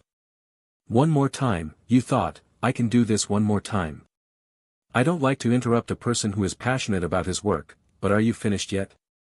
You jumped, clutching the birdhouse to your chest as Hiromi loomed over you, the man clearly angry. You swallowed, feeling your tongue go numb, and answered honestly, actually, no, I need something else. Hiromi grabbed birdhouse with gloved hands and carefully snatched it from your hands, placing it in his own. You squealed indignantly as he crouched down and threw you over his shoulder with one arm. You began to squirm and kick, to which he grunted, do what you're told. Hiromi scolded you, storming away while you pounded his back with your fists, screaming and sobbing. I appreciate your diligence, but, no, please listen, you sobbed, reaching back, the eggs, this is the last nesting pair. Hiromi involuntarily stopped, feeling the flames surrounding him more and more. He stamped his foot, furious but listening. Setting you down in annoyance, he returned to the stairs. Picking it up, he cast a burning gaze at you, full of sarcasm and curiosity. Pursing your lips stubbornly, you pointed to the tree next to him. Without saying a word, Hiromi, with all the drama, set up the ladder and began to climb up 2 rungs at a time. Taking out a birdhouse and holding it with one hand, he slid down the stairs and stomped back to you, handing it into your hands. When you looked at him with a soft smile, hugging your birdhouses, Hiromi blushed and looked back at you without any malice. He leaned in slightly, without breaking eye contact. Your head to the side owlishly, and Hiromi felt his stomach churn with strange delight. What are you? The breath was knocked out of you when Hiromi lifted you onto his shoulder again. You cursed at him, making him laugh. You tried not to drop the birdhouses as he ran through the flames, gasping for breath, jumping over them, diving, breaking forward. Hiromi ran out of the forest into the open space, instantly cooled by the cool streams carried by the wind from a dozen hoses. He lowered you to the ground and you knelt next to each other, breathing heavily, feeling the water run down your bodies. So, Hiromi breathed, throwing off his jacket and t-shirt and groaning. From the cool water flowing down his chest, tell me about your birds. You pressed your forehead against his bare chest and laughed, your breath hitting his skin, sending shivers down Hiromi's spine. Pressing your cheek against his, you looked at him with loving, grateful eyes, and Hiromi was surprised to find that he could listen to you tell him about birds all night. Rimen Sukuna, it was the worst day of your life. You made a terrible error in judgment and prayed to the God who abandoned you, thinking about the consequences of your own actions. You will live the rest of your days in terror, twisted and shaking with fear, and never be happy again. Surprisingly, you enjoyed a very long ride on the Ferris wheel. You were afraid of heights and chose a beautiful summer day to test yourself. And then the Ferris wheel got stuck. And now you will die here, at the very top. You slid out of the seat onto the floor and sobbed as your little booth swayed in the wind. The Ferris wheel creaked, and cold sweat broke out on your chest in horror, and you frantically clutched the seat with your hands. Throwing your head back and closing your eyes, you felt panic overtake you. Hey, woman! Will you or won't you? You screamed at the pink-haired man who suddenly appeared and grabbed the outside bars of your cubicle. With annoyed and with a bored face, he handed you a bottle of water. What the, are you doing here? How did you get here? Sukuna snorted, narrowing his eyes angrily and looking at you, covered in sweat and tears, with your skirt hiked up above your hips. Look at you, what a mess, he said, and you turned bright red, your eyes filling with tears again. Actually, you're my type, but, are you here just to laugh at me? You hiccuped, snatching the water bottle from his hand and unscrewing the cap as Sukuna laughed. With a mischievous glint in his eyes, he planted his feet on the booth, rocking it, and you squealed, clutching the seat and dousing yourself with water. He laughed even harder. Oh, baby, he mocked. Are you afraid of heights? Do you want me to take your hand? He lifted his legs to rock the booth again, but stopped and frowned when you answered, yes, you hiccuped. Please. Take my hand. When your little hand slid along the wall of the booth towards his hand, Sukuna snorted and turned away from you. It's hot, he explained. They told me to bring you some water. I've done my job. I'm not going to hold you for, please. His stomach clenched and his member twitched involuntarily under his uniform at your plea. Sukuna snorted again, ignoring you. As you started to sob, crying, your hand slipped down. A moment later, you felt a strong, warm hand reach out to you, intertwining your fingers. You're pathetic, he mocked, thinking. His voice sounded a little softer. What the hell are you doing on a Ferris wheel if you're afraid of heights? I wanted to see if I could, idiot. Now you're stuck here, he snapped, his voice sounding like he was worried. You pressed your cheek, wet from tears, to his hand, and his heart fluttered so much that goosebumps ran down his neck.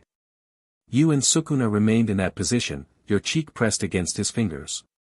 The cabin gradually sank into the warm pink sunset that illuminated the coral color of his hair, and rocked gently like a small boat on the waves of the tide. Finally, the cabin came to life with a short jolt, and began to move in a circle back to the ground. Just before your booth stopped, Sukuna said slowly and mischievously, "Hey. Woman." "What?" You asked, not noticing that your skirt had ridden up to your waist. "Nice." Furious screams and loud laughter echoed throughout the beach. "Fushiguro Toji, did you call him? Are you crazy?" Satoru stared in amazement at Nanami, his comrade and part-time captain. Nanami pursed his lips in irritation.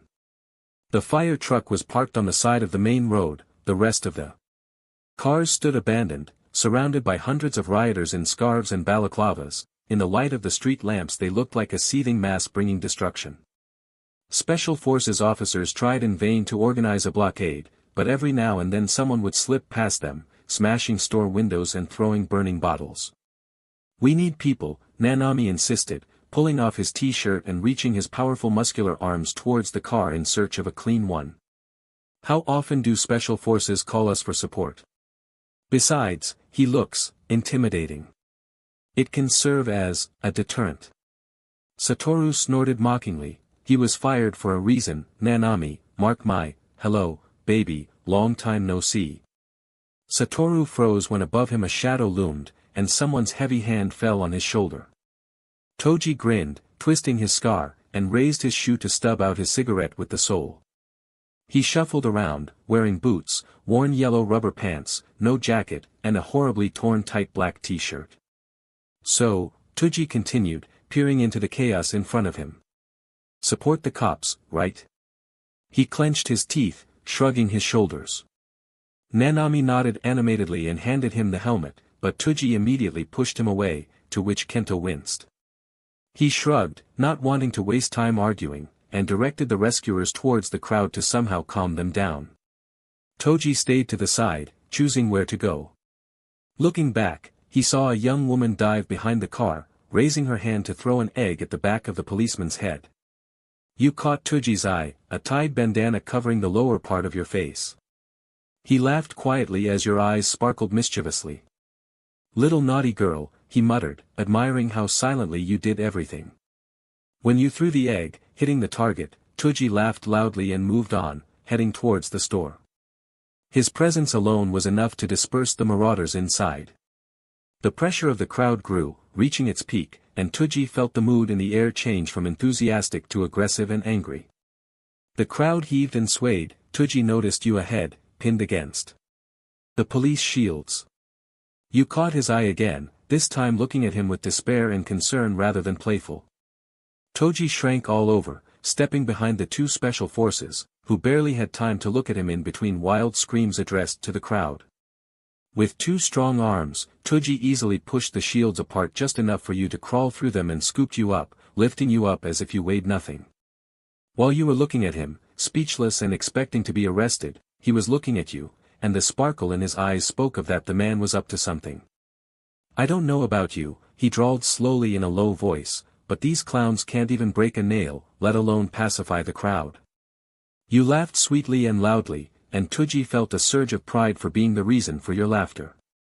"Have you ever ridden in a fire truck, honey?" A moment later, the fire truck came to life, its sirens ringing and flashing, warning of a fire. The pressure of the crowd eased for a second, hundreds of eyes looked questioningly at you and Tuji, who were sitting in the front seats of the car. One of the man's hands lay on your stomach, protecting you.